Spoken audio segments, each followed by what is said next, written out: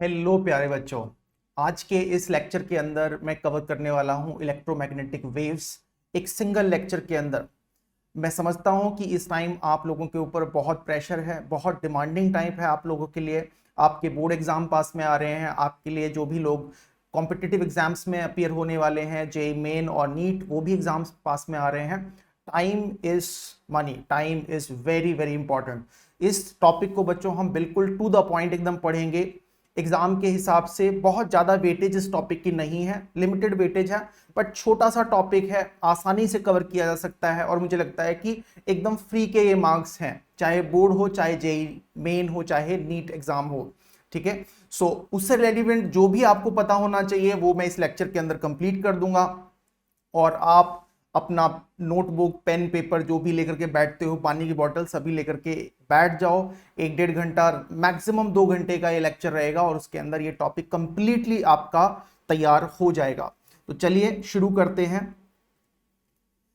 इस टॉपिक को लेकर के मैं पहले आपको हल्का सा बता दूं कि इस बार जो बोर्ड का आपका एग्जाम होने वाला है, अगर उसकी बात की जाए तो इस चैप्टर का जो वेटेज है वो 2 मार्क्स का है, राइट। और इस चैप्टर के सिलेबस में थोड़ा सा चेंज किया गया है, वो मैं आपको बताते हुए चलूंगा और अकॉर्डिंगली ही मैं ये चैप्टर आपके लिए यहाँ पे बच्चों कंप्लीट करने वाला हूं। तो आउट ऑफ टोटल 35 मार्क्स इस चैप्टर से कितने मार्क्स के क्वेश्चंस आने वाले हैं? 2 मार्क्स के। तो वेटेज बहुत ज्यादा नहीं है, लेकिन बहुत ईजी टॉपिक है। एज आई सेड कि 1 से 2 घंटे एक बार आपने मेरे साथ में यहाँ पे इन्वेस्ट कर दिए तो आपको कुछ भी और करने की जरूरत नहीं है। I can assure you that. ठीक है, so as far as the syllabus is concern guys, तो इस बार इलेक्ट्रोमैग्नेटिक वेव्स का जो डिस्क्रिप्शन है ना, कि इनका वेव्स का कैरेक्टरिस्टिक्स क्या है, ट्रांसवर्स नेचर के बारे में आइडिया, स्पेक्ट्रम से रिलेटेड चीजें, ये सारी आपके सिलेबस में है। और क्या बात सिलेबस में नहीं है? वेल, सिलेबस में आपकी मैक्सवेल्स इक्वेशंस नहीं है, मैक्सवेल्स इक्वेशंस आपकी सिलेबस में इस बार नहीं है, डिस्प्लेसमेंट करंट आपके सिलेबस में इस बार नहीं है, राइट। सो बोर्ड एग्जाम के लिए ये हमारा इस साल का अपडेटेड सिलेबस है, इसको ध्यान में रखते हुए ही ये लेक्चर मैं यहां पे बच्चों लेने वाला हूं, right. Now before we move further in this lecture, I just want to remind you something very important for you, that is कि there is a course, crash course going on for NEET 22 from Ummeed team. हमारी team की तरफ से, उम्मीद team की तरफ से Unacademy पे एक क्रैश कोर्स चल रहा है बच्चों नीट के एग्जाम के लिए। ये कोर्स टू द पॉइंट, जो भी एग्जाम के लिए इंपॉर्टेंट टॉपिक्स हैं, एग्जाम के लिए इंपॉर्टेंट कॉन्सेप्ट्स हैं, क्वेश्चंस हैं, उन सब चीजों को एक गाइडेड मैनर में कवर करता है, बहुत टू द पॉइंट तरीके से कवर करता है, टाइम को ध्यान में रखते हुए। अगर आप लोग बच्चों इस कोर्स को ज्वाइन करते हो with the code Anand, ANAND, इस कोड के साथ में अगर आप ये कोर्स ज्वाइन करते हो तो आपको एक्स्ट्रा 20% यहाँ पे डिस्काउंट मिलने वाला है। तो मैं सजेस्ट करूंगा भाई इसको फायदा उठाओ, इस अपॉर्चुनिटी का, इस कोर्स का। ठीक है, और इसके अलावा भी अगर हमारे चैनल से रिलेटेड कोई भी जानकारी आपको चाहिए, और पढ़ाई से रिलेटेड काफ़ी सारा कंटेंट यहाँ पे अवेलेबल होता है, सारा कम्युनिकेशन यहाँ पे अवेलेबल होता है, तो ये टेलीग्राम चैनल आप जरूर ज्वाइन कर लें, t.me anandmani001। इसका डिस्क्रिप्शन में भी बच्चों आपको लिंक मिल जाएगा इस वीडियो के। एंड अदर देन दैट, आप ये वेबसाइट जरूर अपने फेवरेट में डाल करके रखें, रेगुलरली इसको फॉलो करते रहें, आपकी स्टडीज में आपको बहुत ज़्यादा फायदा होगा। तो बच्चों विदाउट वेस्टिंग एनी टाइम शुरू करते हैं इलेक्ट्रोमैग्नेटिक वेव्स। देखिए, इलेक्ट्रोमैग्नेटिक वेव्स जो हैं बच्चों, वो इसेंशियली क्या है? Electromagnetic waves non mechanical waves हैं, मतलब इनके प्रोपेगेशन के लिए किसी टाइप के मीडियम की जरूरत नहीं पड़ती है। क्या सर ये किसी मीडियम के अंदर भी ट्रैवल कर सकती हैं? यस, कर सकती हैं, लेकिन मीडियम होना जरूरी नहीं है। जैसे साउंड के लिए एक मीडियम की जरूरत होनी, मीडियम होना जरूरी है, इस तरीके से इलेक्ट्रोमैग्नेटिक वेव्स के लिए मीडियम होना जरूरी नहीं है। ये नॉन मैकेनिकल वेव्स हैं और बच्चों इनकी जो प्रेजेंस है वो मैक्सवेल्स इक्वेशन से आती है। इनफैक्ट मैक्सवेल्स इक्वेशन से ये वेव्स की प्रेजेंस प्रेडिक्ट की गई थी। नाउ मैक्सवेल्स इक्वेशंस क्या हैं और उनसे इलेक्ट्रोमैग्नेटिक वेव्स की प्रेडिक्शन कैसे की गई थी, वो सारा का सारा जो डिटेल्ड एनालिसिस है वो हमारे सिलेबस में नहीं है। ये हमारे लिए अच्छी बात है।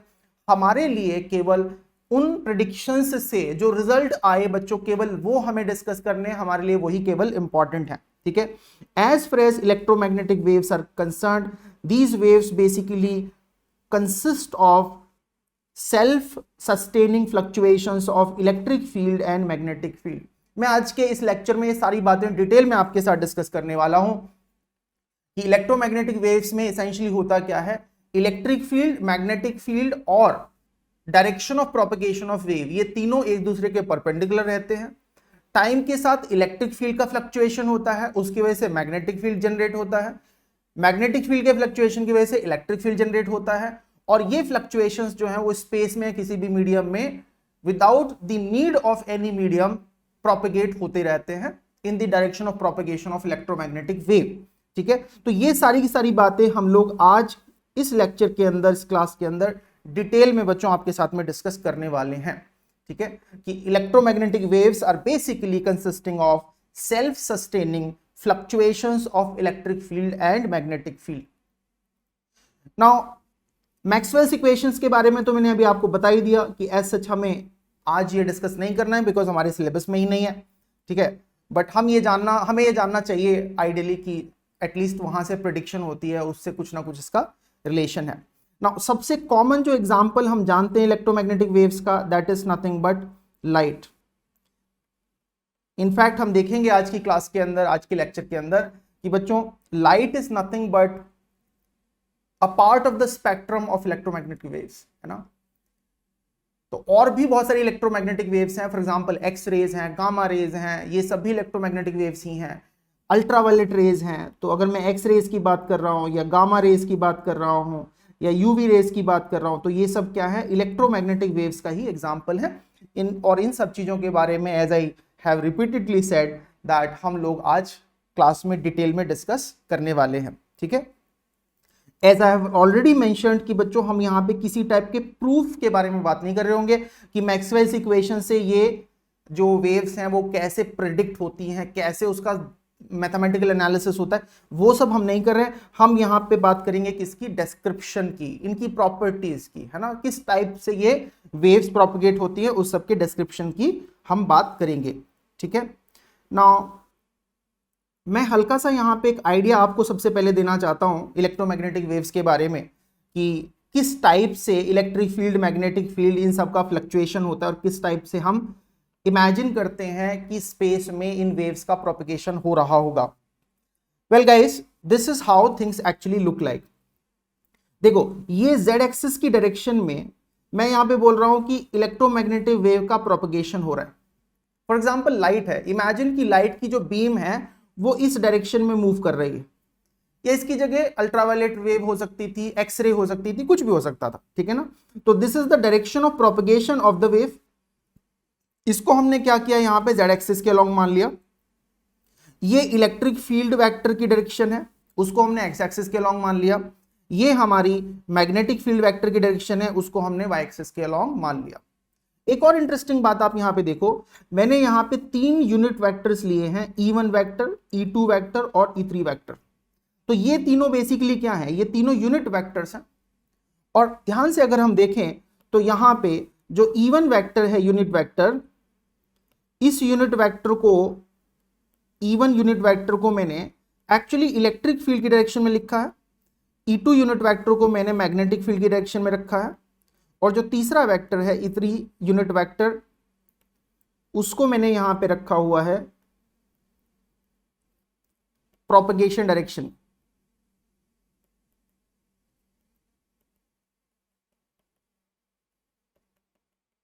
ये तीनों यूनिट वेक्टर देखो, E1, E2, E3 क्या हो गया, 3 जनरल यूनिट वेक्टर्स हो गए, है ना।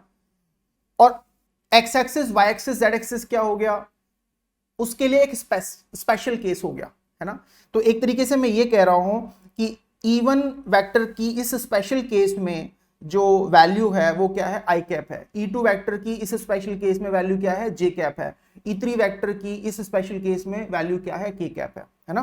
तो E1, E2, E3 मेरे पास में 3 जनरल यूनिट वेक्टर्स हैं, और मैं ये बोल रहा हूं कि ये जो तीनों जनरल यूनिट वेक्टर्स हैं वो respectively electric field vector, magnetic field vector and उसके बाद में propagation direction of electromagnetic wave की डायरेक्शन में बच्चों होते हैं। लेकिन इस स्पेशल केस में जो मैंने यहां पे आपके लिए ड्रॉ कर रखा है, इस स्पेशल केस में E1 वेक्टर और एक्स एक्सिस की अलोंग कौन सा वेक्टर होता है, यूनिट वेक्टर आई कैप, ये दोनों सेम ही हैं। ऐसे ही E2 वेक्टर और वाई एक्सिस की डायरेक्शन में जो यूनिट वेक्टर होता है जे कैप, वो सेम है। सिमिलरली प्रोपगेशन डायरेक्शन में E3 वेक्टर या के cap vector in the Z direction, ये सेम ही है। इस टाइप से आप लेकर के यहां पे चल सकते हो। Now the idea is the following, try to follow me here, if you understand this part, rest of the stuff you will find pretty easy in comparison. देखिए हम यहां पे बोल रहे हैं कि देखो, as far as the electric field is concern, as far as the electric field is concerned, the electric field in this situation is along x-axis, and electric field is not uniform everywhere. Rather, अगर हम किसी instant of time पे देखें, at any instant of time, अगर हम एक specific instant of time पे देखें along z-axis for example, तो हम ये पाते हैं कि इलेक्ट्रिक फील्ड का जो वेक्टर है उसका मैग्नीट्यूड बढ़ रहा है पहले, उसके बाद डिक्रीज होता है, उसके बाद अपोजिट डायरेक्शन में ये बढ़ता है, जीरो तक पहुंचता है, फिर अपोजिट डायरेक्शन में बढ़ता है, जीरो तक पहुंचता है, and so on. In other words, the electric field vector here has maximum magnitude, electric field vector here has smaller value, here it has zero value, here it has maximum magnitude but the direction is opposite. ठीक है, यानी कि अगर मैं z axis की direction में move करते हुए देखूं at a specific instant of time, तो मुझे इलेक्ट्रिक फील्ड वेक्टर का जो साइनोसॉइडल वेरिएशन है वो देखने को मिलता है। क्या देखने को मिलता है? Sinusoidal variation. हमने यहां पे जो टाइम इंस्टेंट था उसको फिक्स कर दिया, यानी कि ये जो डायग्राम हम यहां पे शो कर रहे हैं, ये जो वेरिएशन हम शो कर रहे हैं, ये किसी इंस्टेंट ऑफ टाइम पे वैलिड है ना। तो किसी इंस्टेंट ऑफ टाइम पे हम ये सारा का सारे वेरिएशन देख रहे हैं, और उस इंस्टेंट पे हम क्या पाते हैं कि z एक्सिस की डायरेक्शन में जब हम जाते हैं तो there is a sinusoidal variation of electric field, है ना। तो पहले इसकी वैल्यू 0 है, फिर एक पर्टिकुलर डायरेक्शन में पॉजिटिव एक्स एक्सिस की डायरेक्शन में वो वैल्यू बढ़ती चली जाती है, उसके बाद डिक्रीज होना शुरू होती है, 0 हो जाती है, फिर अपोजिट डायरेक्शन में यानी कि नेगेटिव एक्स एक्सिस की डायरेक्शन में इंक्रीज होती है, और फिर अल्टीमेटली 0 हो जाती है, और ये variation in a sinusoidal manner continue होता है। ठीक है, दूसरी तरफ अगर मैं देखूं यहां पे जो मैग्नेटिक फील्ड है बच्चों, मैग्नेटिक फील्ड का वेरिएशन किसके अलोंग है? वाई एक्सिस के अलोंग है, और उसका भी वेरिएशन नेचर में कैसा है? साइनोसॉइडल ही है, यानी कि वो भी एक साइन फंक्शन के अकॉर्डिंग ही चेंज होगा। तो ये साइनोसॉइडल फंक्शन के अकॉर्डिंग देखो ऐसे वाई एक्सिस के अलोंग मूव हो रहा है ना। तो this is something which we can notice over here. और एक बहुत इंपॉर्टेंट बात आप यहां पे नोटिस करो, वो ये कि प्रोपेगेशन की डायरेक्शन z एक्सिस के long, electric field direction x axis के लॉन्ग, एंड मैग्नेटिक फील्ड की डायरेक्शन y एक्सिस के लॉन्ग, ये सारी की सारी डायरेक्शंस क्या हैं? एक दूसरे के म्यूचुअली परपेंडिकुलर है ना। तो यहां तक मैंने अभी तक क्या डिस्क्राइब किया?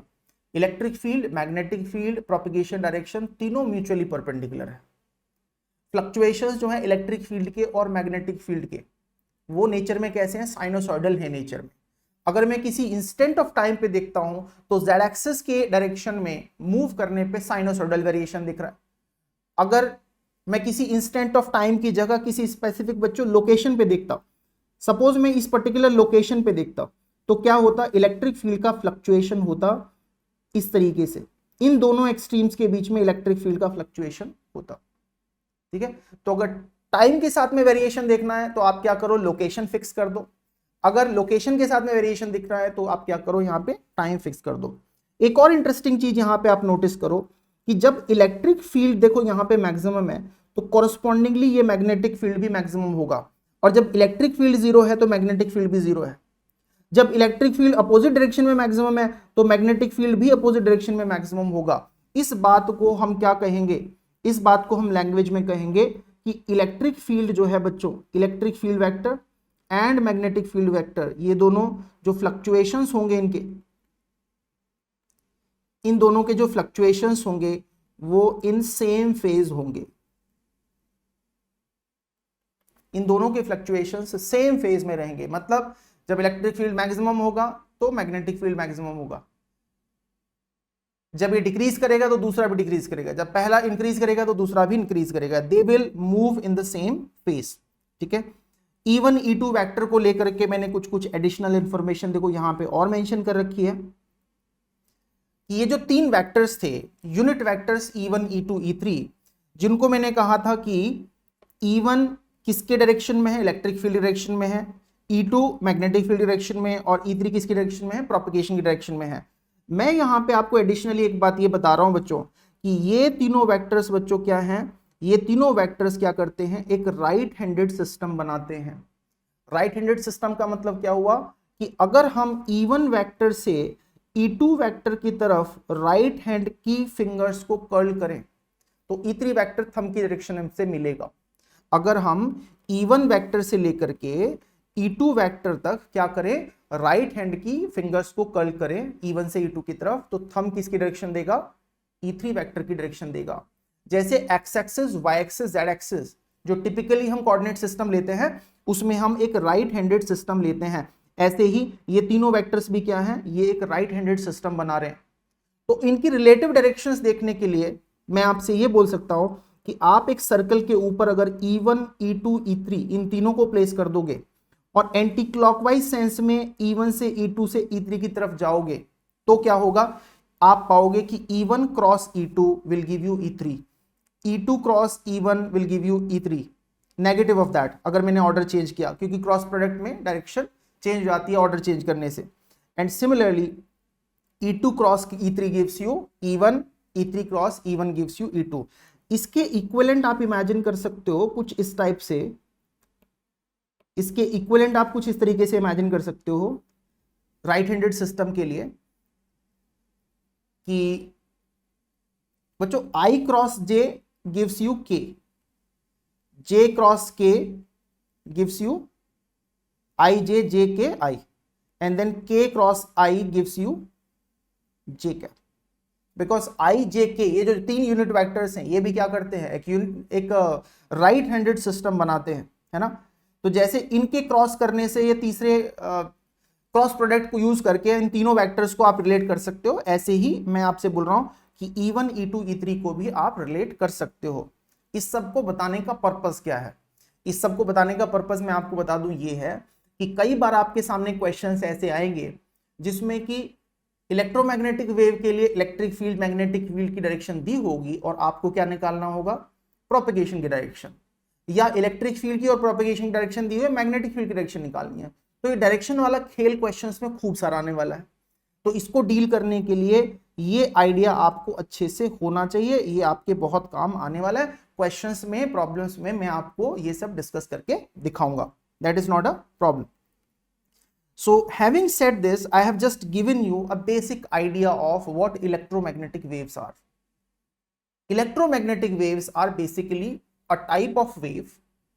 These waves are basically type of waves जिसमें कि प्रोपेगेशन के लिए मीडियम की रिक्वायरमेंट नहीं होती है।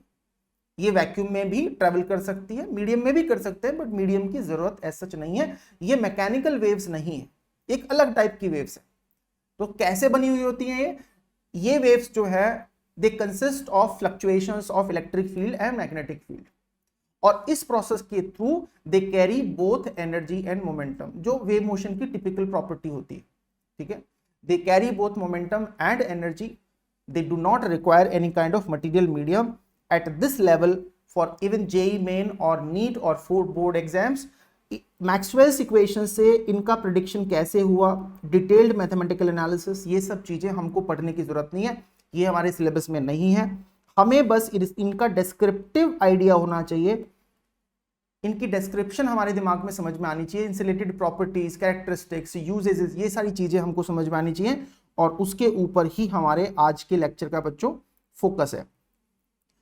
मैंने इस डिस्कशन को शुरू करने के लिए आपको एक आइडिया दिया, एक पिक्टोरियल रिप्रेजेंटेशन देने की कोशिश की कि अगर जेड एक्सिस की डायरेक्शन में वेव्स का मूवमेंट हो रहा हो, एक्स एक्सिस की डायरेक्शन में इलेक्ट्रिक फील्ड हो, वाई एक्सिस की डायरेक्शन में मैग्नेटिक फील्ड हो, तो जेड एक्सिस की डायरेक्शन में इलेक्ट्रिक फील्ड या मैग्नेटिक फील्ड का जो वेरिएशन होगा वो साइनोसॉइडल नेचर का होगा। सिमिलरली अगर आप एक किसी पॉइंट को फिक्स कर दो ऑन द जेड एक्सिस, तो भी बच्चों क्या होगा, इलेक्ट्रिक फील्ड का या मैग्नेटिक फील्ड का वेरिएशन कैसा होगा, वो नेचर में साइनोसॉइडल होगा, मतलब साइन फंक्शन से रिप्रेजेंट किया जा सकता है, जिसको अभी हम देखने वाले हैं। ठीक है, और जो ये डायग्राम हमने यहाँ पे आपके साथ में डिस्कस किया, जो ये स्कीमेटिक हमने यहाँ पे डिस्कस किया आपके साथ में, इसमें किसी इंस्टेंट ऑफ टाइम पे इलेक्ट्रिक फील्ड का और मैग्नेटिक फील्ड का जो वेरिएशन है अलोंग जेड एक्सिस वो शो किया गया है।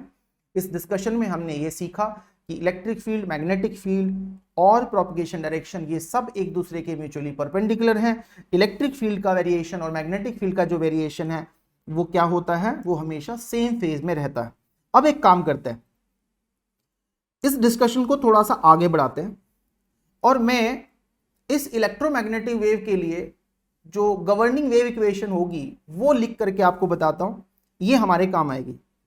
देखो, अगर मैं इलेक्ट्रिक फील्ड के लिए लिखना चाहूं तो देखो, इलेक्ट्रिक फील्ड हमने दिखाया इस डिस्कशन के अंदर कि वो एक्स एक्सिस के लॉन्ग है, तो मैं इलेक्ट्रिक फील्ड को यहां पे ई एक्स लिख रहा हूं और मैं कह रहा हूं कि इसकी जो मैक्सिमम पॉसिबल वैल्यू है इलेक्ट्रिक फील्ड की, एम्पलीट्यूड की, वो ई नॉट है।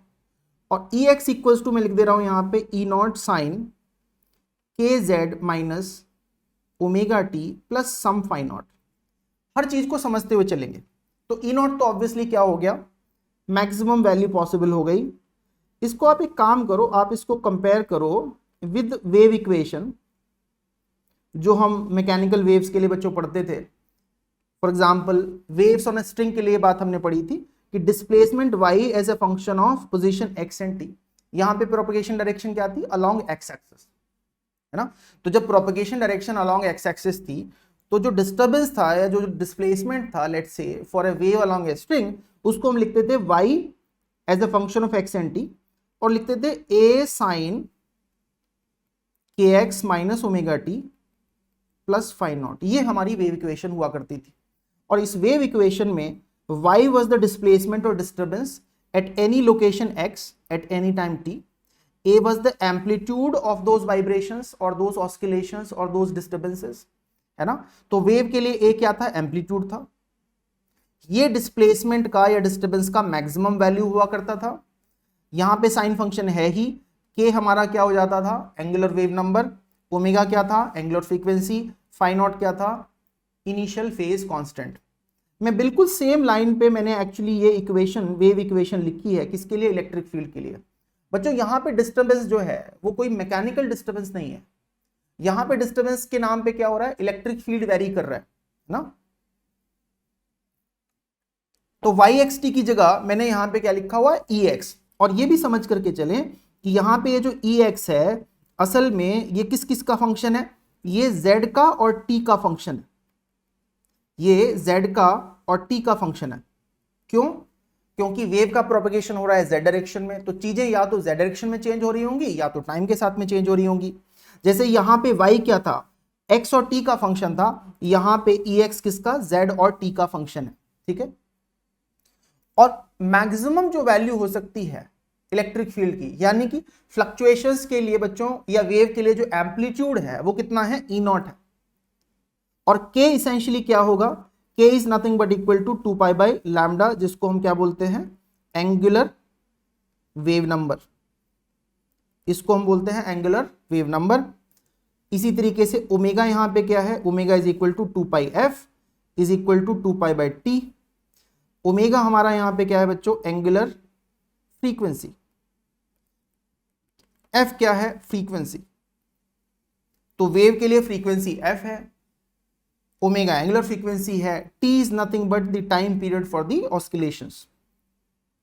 तो T is nothing but equal to time period of oscillations. जो ये ऑस्किलेशंस हो रहे हैं, फ्लक्चुएशंस हो रहे हैं इलेक्ट्रिक फील्ड के, मैग्नेटिक फील्ड के, उन फ्लक्चुएशंस के लिए टी हमारा टाइम पीरियड है। और जो सिचुएशन मैंने यहां पे ली हुई है उसमें बच्चों ध्यान से देखें कि प्रोपगेशन की डायरेक्शन मैंने रखी है पॉजिटिव जेड एक्सिस के अलोंग, इसलिए यहां पे क्या आ रहा है, नेगेटिव साइन, है ना। ये सब चीजें हम वेव मोशन में ऑलरेडी पढ़ चुके हैं कि जब पॉजिटिव डायरेक्शन में मोशन होती है तो यहां पे नेगेटिव साइन आएगा और नेगेटिव में होता है तो पॉजिटिव साइन आएगा। तो propagation direction is along positive z axis. Omega क्या हो गया, के क्या हो गया, फाई नॉट क्या हो गया, ये सारी बातें मैंने आपको बताई। Phi naught is nothing but equal to initial phase constant, initial phase constant. In fact अगर आप इस डायग्राम को देखो जो हमने यहाँ पे ड्रॉ किया हुआ है, तो बच्चों इसमें t इज इक्वल टू 0 पे और z इज इक्वल टू 0 पे, t इज इक्वल टू 0 और z इज इक्वल टू 0 पे क्या हो रहा है, e की वैल्यू और b की वैल्यू दोनों की वैल्यू 0 हो जा रही है। तो असल में यहाँ पे फाई नॉट क्या होगा इस प्रॉब्लम के अंदर, इस प्रॉब्लम के अंदर असल में फाई नॉट कितना होगा, इनिशियल फेज कांस्टेंट 0 होगा, जो मैंने यहाँ पे डायग्राम ड्रॉ कर रखा है। बट इन जनरल हम क्या करेंगे, फेज कांस्टेंट फाई नॉट कुछ लिख करके चल सकते हैं। इससे क्या हो गया, हमने ये डिस्कशन जनरल कर दिया, हम ये बताने की कोशिश कर रहे हैं, ठीक है। तो these equations are valid for any general discussion. Now let me see about this. E naught is equal to the amplitude. This is nothing but the max value of electric field. वो electric field जो कि इस electromagnetic wave की वजह से space में generate हो रहा है, उसकी मैक्सिमम पॉसिबल वैल्यू कहीं पे भी कितना है, ई नॉट है। तो वेव के पॉइंट ऑफ व्यू से ये हमारा एम्पलीट्यूड ऑफ फ्लक्चुएशंस हो गया। ओमेगा और के में भी एक रिलेशनशिप होता है, देखो ओमेगा डिवाइडेड बाई अगर हम के करते हैं तो ये वैल्यू आती है 2 pi F, omega is nothing but equal to 2 pi F और K is nothing but equal to 2 pi by lambda. 2 pi will cancel out, F और लैम्डा यहाँ पे मल्टीप्लाई हो जाएगा और एफ और लैम्डा की मल्टीप्लिकेशन से फ्रीक्वेंसी और वेवलेंथ की मल्टीप्लिकेशन से हमें क्या मिलता है, वेव स्पीड मिलता है ना। तो ओमेगा बाई के आप याद रख सकते हो, ये relationship is equal to v is equal to F lambda, है ना। तो ये रिलेशनशिप हम याद रखेंगे कि omega by k in this problem is nothing but equal to wave speed v and wave speed v is nothing but equal to f into lambda, जहां पे एफ क्या है, फ्रीक्वेंसी है, लैम्डा क्या है, वेवलेंथ है। Now that is a relationship that we already know any kind of wave motion anyways. इसमें एक चीज मैं आपको यहां पे और बता दूं कि वैक्यूम के लिए this v is nothing but equal to c। जो स्पीड यहां पे होगी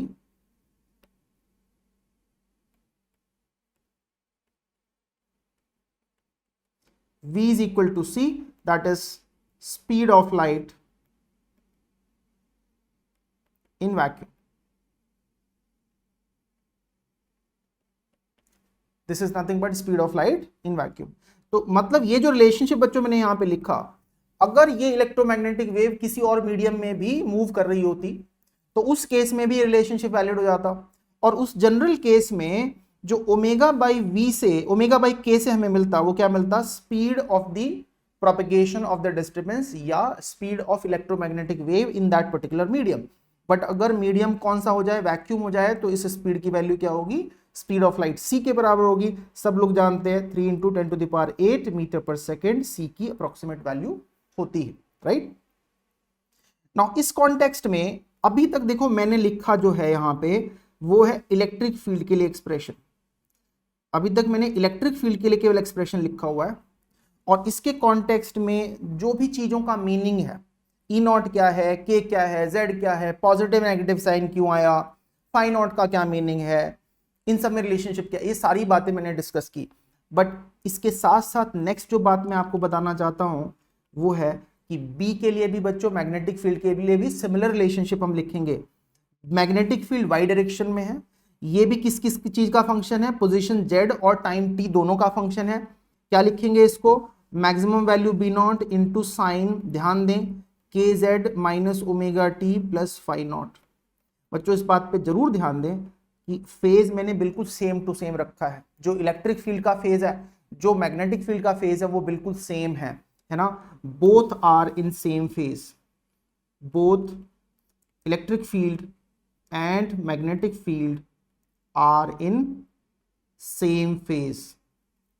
ये बात इंपॉर्टेंट है, इसको हम याद रखेंगे, राइट। बाकी देखो चीजों का मीनिंग सिमिलर सा ही है, बस बी नॉट पे आप ध्यान दो। तो बी नॉट क्या हो जाएगा, बी नॉट जो है मैक्स वैल्यू हो गया, B naught is max value of magnetic field. K वही angular wave number 2 pi by lambda, omega 2 pi f, phi naught is initial phase, direction propagation positive z axis, इसलिए यहाँ पे बीच में negative sign आ रखा है। तो बाकी सब कुछ सेम टू सेम है, तो मुझे वापस से एक्सप्लेन करने की जरूरत नहीं है। बस यहाँ पे बाहर क्या रहा है, B naught, maximum value of magnetic field, है ना, amplitude for fluctuations of magnetic field. एक और इंपॉर्टेंट बात, बी नॉट के बीच और ई नॉट के बीच में बच्चों ये रिलेशनशिप होता है। आप सोचेंगे सर ये रिलेशनशिप कहां से आया, हमें तो नहीं पता। Well, this comes from Maxwell's equations. मैं यहां पे जितने भी रिलेशंस लिखने वाला हूं, इनफैक्ट दिस वेरी आइडिया कि मैग्नेटिक फील्ड इस तरीके से चेंज हो रहा होगा साइनोसॉइडल मैनर में, है ना, या इलेक्ट्रिक फील्ड इस तरीके से चेंज हो रहा होगा साइनोसॉइडल मैनर में, या मैग्नेटिक फील्ड इलेक्ट्रिक फील्ड का वेरिएशन ऐसा दिखेगा, ये सारी बातें बच्चों कहां से आ रही हैं, ये सारी बातें मैक्सवेल्स इक्वेशन से आ रही है। और इनका कोई मैं प्रूफ नहीं यहां पे दे रहा हूं, बिकॉज प्रूफ हमारे लिए सिलेबस में नहीं है, ठीक है, लेकिन ये रिजल्ट्स हमें पता होने चाहिए, डिस्क्रिप्शन हमको पता होने चाहिए।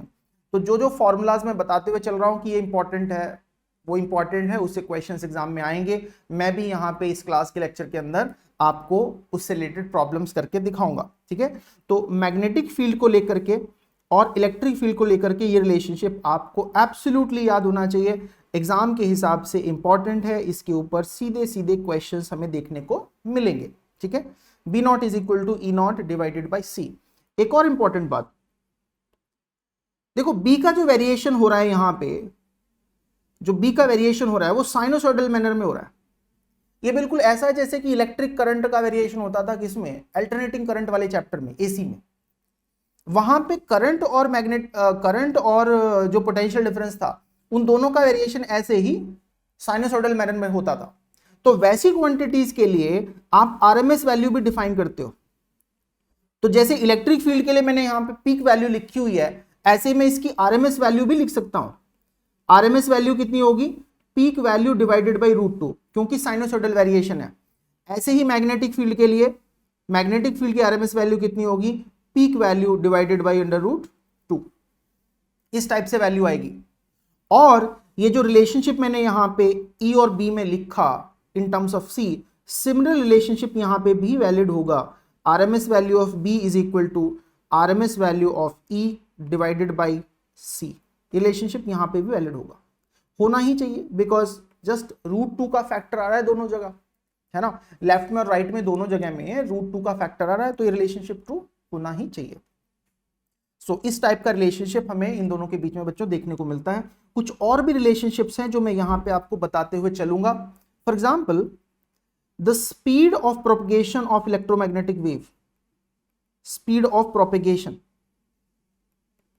of electromagnetic wave V can be written as 1 upon under root mu into epsilon.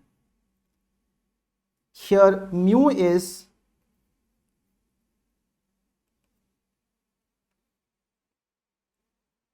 permeability of the medium,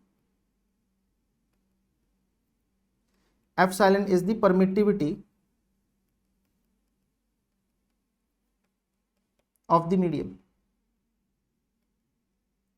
and C is nothing but equal to, और rather मुझे लिखना चाहिए not C, rather V is equal to speed of electromagnetic wave in the medium। तो किसी medium में जो speed होगी propagation की, इलेक्ट्रोमैग्नेटिक वेव की, V, वो किस किस के ऊपर डिपेंड कर रही है, permeability of the medium and permittivity of the medium, यानी कि electric and magnetic properties.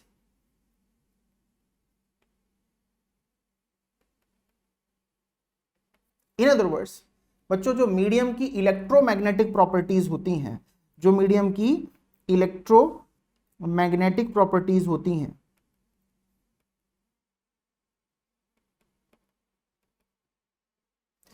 Medium की इलेक्ट्रोमैग्नेटिक जो प्रॉपर्टीज होती हैं उस पर डिपेंड करता है कि इलेक्ट्रोमैग्नेटिक वेव की उस मीडियम में प्रोपगेशन की स्पीड क्या होगी। जैसे यहां पे permeability of the medium, permeability of the medium जो कि उसकी मैग्नेटिक प्रॉपर्टी पे डिपेंड करता है मीडियम की, या परमिटिविटी ऑफ द मीडियम जो कि उसकी इलेक्ट्रिक प्रॉपर्टी पे डिपेंड करता है मीडियम की, है ना, इन दोनों के ऊपर डिपेंडेंट है क्या, speed of propagation of electromagnetic wave in that particular medium. और वही चीज मैं यहाँ पे फॉर्मूले के फॉर्म में आपको लिख करके बता रहा हूं कि v is equal to 1/√1/√μ into epsilon. अब ये बात मैंने किसी जनरल मीडियम के लिए लिख दी, तो सिमिलर फॉर्मेट में आप एक्सपेक्ट करोगे कि वैक्यूम के लिए भी ट्रू होनी चाहिए। तो वैक्यूम के लिए भी समझ लेते हैं, यहां पे स्पीड की जगह क्या आ जाएगा, v की जगह c, speed of light in vacuum, और ये फॉर्मूला बन जाएगा 1/√μ0 इंटू एप्सिलॉन नॉट। तो वैक्यूम के लिए इस रिलेशनशिप को इस तरीके से अप्लाई करोगे। μ0 और एप्सिलॉन नॉट हम लोग सब समझते हैं, परमिटिविटी एंड परमिबिलिटी यहां पे होगा इन दी वैक्यूम। तो परमिबिलिटी इन वैक्यूम क्या है, v0 है, μ0 है, और परमिटिविटी क्या है, एप्सिलॉन नॉट है। ठीक है, तो ये रिलेशनशिप हमारा c के लिए और v के लिए वैलिड है। और इनफैक्ट आप देखो इसको यूज करके हम लोग जो रिफ्रैक्टिव इंडेक्स है, refractive index of medium n जो है बच्चों वो भी डिफाइन कर सकते हैं, which is by definition nothing but c by v. भाई किसी मीडियम का रिफ्रैक्टिव इंडेक्स का डेफिनेशन क्या होता है, speed of light c divided by speed of light c in the vacuum divided by speed of light in that particular medium. तो c का और v का एक्सप्रेशन कुछ नहीं है, मुझे यहां पे रखना है। c का एक्सप्रेशन क्या था, 1/√μ0 एप्सिलॉन नॉट, और v का क्या था, 1/√μ इंटू एप्सिलॉन। तो ये एक्सप्रेशन देखो कितना हो जाएगा, square root of mu into epsilon. ये एक्सप्रेशन कुछ ऐसा बन जाएगा, mu into epsilon divided by μ0 epsilon naught. अब इसमें भी देखो म्यू की वैल्यू क्या लिखी जा सकती है, μ0 इंटू,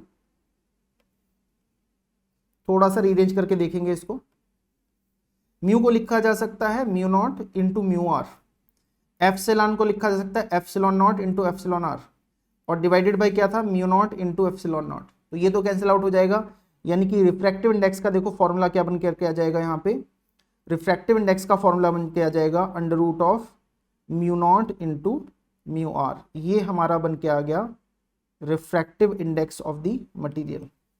ठीक है, let me just correct this part quickly। C μ0 cancel हो जाता है, एप्सिलॉन नॉट कैंसिल आउट हो जाता है, μ0 एप्सिलॉन नॉट कैंसिल आउट हो जाता है, और ये काम करने के बाद में हमारा n का एक्सप्रेशन आ जाता है √μr एप्सिलॉन आर। बच्चों यहाँ पे μr क्या है, μr यहाँ पे है relative permeability of that medium, epsilon r क्या है, relative permittivity of that medium. यानी कि रिलेटिव परमिटिविटी और रिलेटिव परमिएबिलिटी ये दोनों यूज करके हम रिफ्रैक्टिव इंडेक्स निकाल सकते हैं किसी मटेरियल का। ये रिफ्रैक्टिव इंडेक्स की बेसिक डेफिनेशन थी। That is how you define the refractive index of a material, isn't it? Speed of light in vacuum divided by speed of light in a particular medium. किसी medium में जाने पे speed of light generally क्या होती है, कम हो जाती है।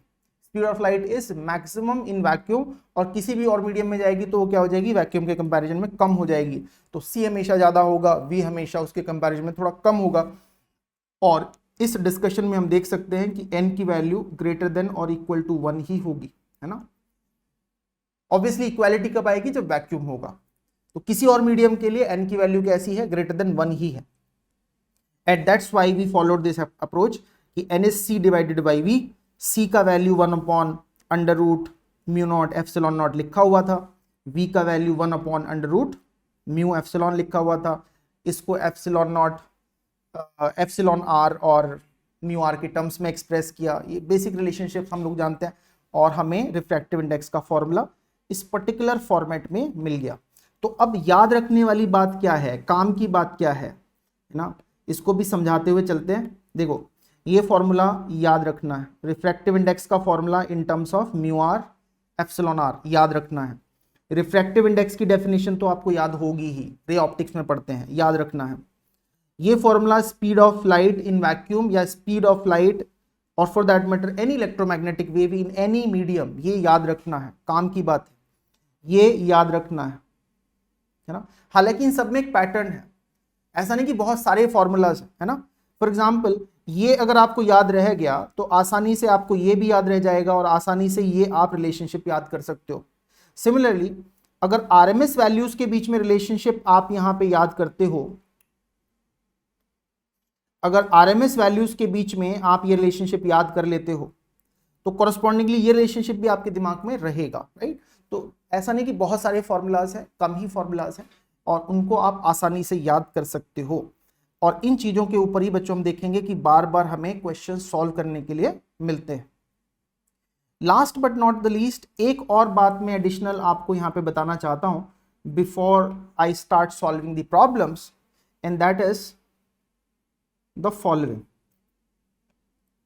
बच्चों जो एनर्जी होती है, जो एनर्जी होती है जो कि इलेक्ट्रोमैग्नेटिक वेव्स के थ्रू पास होती है, एनर्जी का जो प्रोपगेशन होता है, एनर्जी का जो डिस्ट्रीब्यूशन है बच्चों वो 50% in the form of electric field होता है एंड 50% जो है वो in the form of magnetic field होता है। देखो B की अगर मैं वैल्यू देखता हूं B naught that is equal to E naught by C, तो अगर मैग्नीट्यूड वाइज देखा जाए तो ऑब्वियसली देखो C की वैल्यू बहुत बड़ी है, C बहुत बड़ी वैल्यू है, तो मैग्नीट्यूड वाइज B बहुत छोटा होने वाला है ना, E रिलेटिवली बड़ा होने वाला है। बट जब हम एनर्जी की बात करते हैं कि किसी इलेक्ट्रोमैग्नेटिक वेव में, चाहे वो लाइट हो, चाहे वो गामा रे हो, यूवी रे हो, कुछ भी हो, किसी भी इलेक्ट्रोमैग्नेटिक रे में या इलेक्ट्रोमैग्नेटिक वेव में जब एनर्जी का बच्चों फ्लो हो रहा होगा, प्रोपगेशन हो रहा होगा, तो उसमें आप याद रखें कि 50% एनर्जी का फ्लो किस में होगा, in the form of electric field होगा, 50% in the form of magnetic field होगा। तो अगर मैं आपसे ये कहूं कि जो इंटेंसिटी है किसी वेव की, इलेक्ट्रोमैग्नेटिक वेव की, वो आई है, तो बच्चों I/2 जो इंटेंसिटी होगी वो किसके लिए होगी, मैग्नेटिक फील्ड के लिए होगी। मैग्नेटिक फील्ड के साथ में एसोसिएटेड इंटेंसिटी कितनी होगी, I/2। ऐसे ही I/2 will be the intensity associated with electric field. ये बात हमको अच्छे से समझ करके चलनी है। अदर देन दैट हम लोग ऑलरेडी इलेक्ट्रोस्टैटिक्स के चैप्टर में ये बात पढ़ चुके हैं, ऑलरेडी ये बात हम लोग इलेक्ट्रोस्टैटिक्स के चैप्टर में पढ़ चुके हैं कि जो एनर्जी डेंसिटी होती है, जो एनर्जी डेंसिटी होती है इन इलेक्ट्रिक फील्ड, वो बच होती है half epsilon not E square.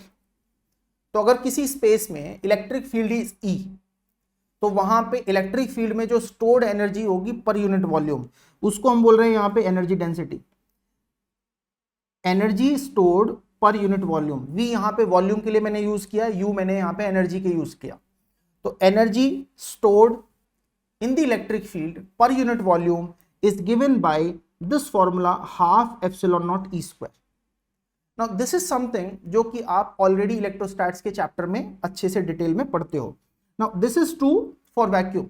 अगर वैक्यूम नहीं होगा, कोई और मीडियम होगा, तो ये एक्सप्रेशन हो जाएगा half epsilon naught epsilon r into E square. ये एक्सप्रेशन हो जाएगा for any other medium.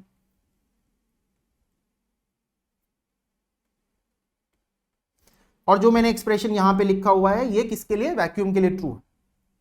Similarly अगर आप मैग्नेटिक फील्ड के लिए देखोगे तो मैग्नेटिक फील्ड में जो एनर्जी डेंसिटी होगी यानी कि du by dv, energy stored per unit volume, उसका एक्सप्रेशन क्या हो जाएगा, B square divided by 2 mu naught. और अगर किसी और मीडियम के लिए हम बात कर रहे हैं तो ये एक्सप्रेशन क्या हो जाएगा, B square divided by 2 mu naught mu r. Fair enough. तो ये फॉर्मूला हमारा हो गया किसी जनरल मीडियम के लिए, ये फॉर्मूला हमारा हो गया यहाँ पे इलेक्ट्रिक फील्ड में स्टोर्ड एनर्जी किसी जनरल मीडियम के लिए। और हमने जो ऑलरेडी ये वाले फॉर्मूला और ये वाला जो फॉर्मूला लिखा है वो किसके लिए लिखा हुआ है, वैक्यूम के लिए। ना ये चीजें हम लोग ऑलरेडी प्रीवियस चैप्टर्स में पढ़ चुके हैं।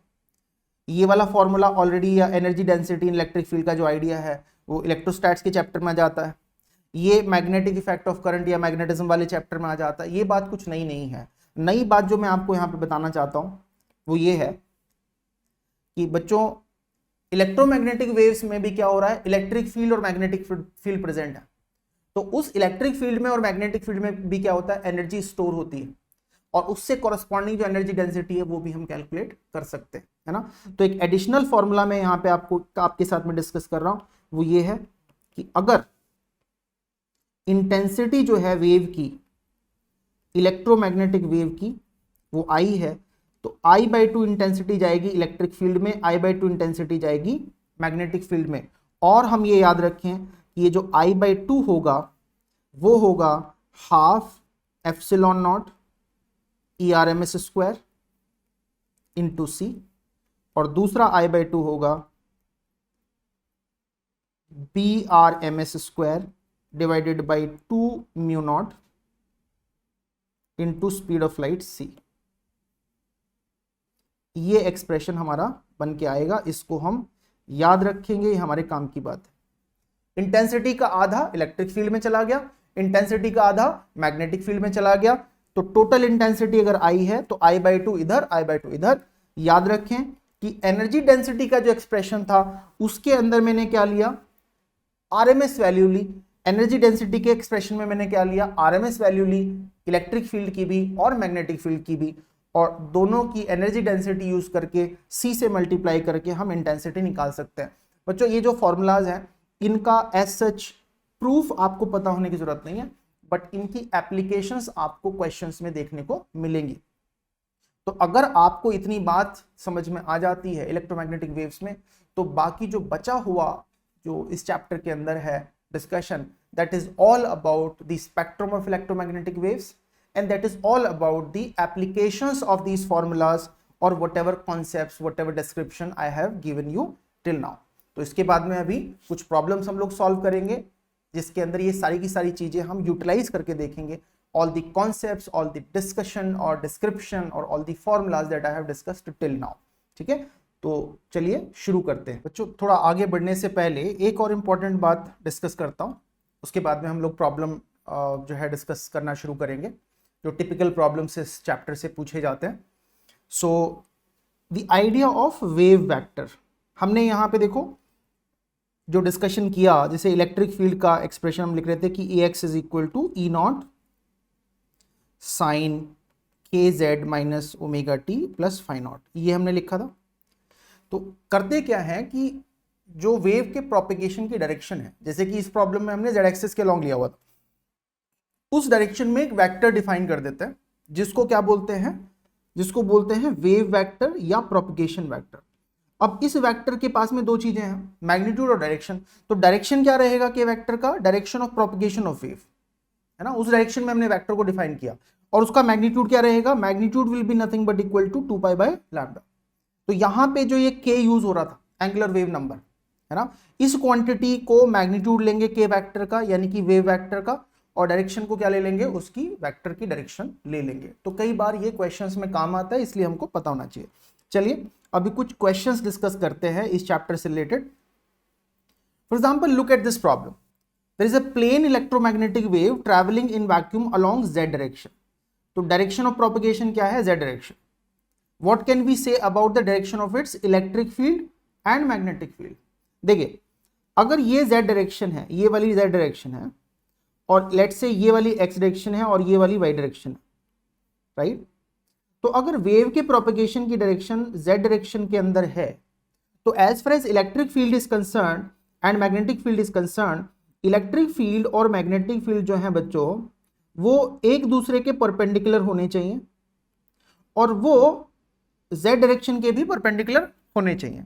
और ऐसा होने के लिए इलेक्ट्रिक फील्ड को और मैग्नेटिक फील्ड को बस XY प्लेन में होना सफिशिएंट है, ठीक है। जरूरी नहीं है कि वो नेसेसरीली x एक्सिस और y एक्सिस के अलोंग ही होंगे, XY प्लेन में होना चाहिए और एक दूसरे के क्या होने चाहिए, म्यूचुअली परपेंडिकुलर होने चाहिए। मतलब ये वाला जो एंगल होगा वो क्या होगा, 90 डिग्रीज होगा, ठीक है। तो इस तरीके से E vector, B vector, E vector, B vector और K वेक्टर, है ना, प्रोपगेशन वेक्टर अभी हमने डिफाइन किया था, ये तीनों क्या होने चाहिए, एक दूसरे के म्यूचुअली परपेंडिकुलर होने चाहिए। तो अगर हमारा के वेक्टर जो है वो है अलोंग जेड एक्सिस, तो ई वेक्टर और B vector x y plane में होंगे तो हमारा काम चल जाएगा, बशर्ते वो आपस में म्यूचुअली परपेंडिकुलर हो।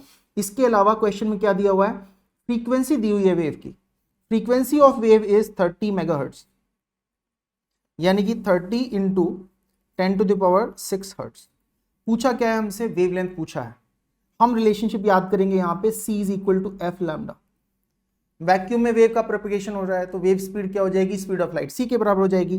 तो लैम्डा निकालने के लिए क्या करना है, c को f से डिवाइड करना है। c is 3 into 10⁸ metre per second, और फ्रीक्वेंसी यहाँ पे रखा है 30 इंटू 10⁶। तो आप देख सकते हो यहाँ पे 10⁷ कैंसल आउट हो जाएगा और वैल्यू बचेगी यहाँ पे कितनी, 10। तो lambda for this wave is nothing but equal to 10 metre.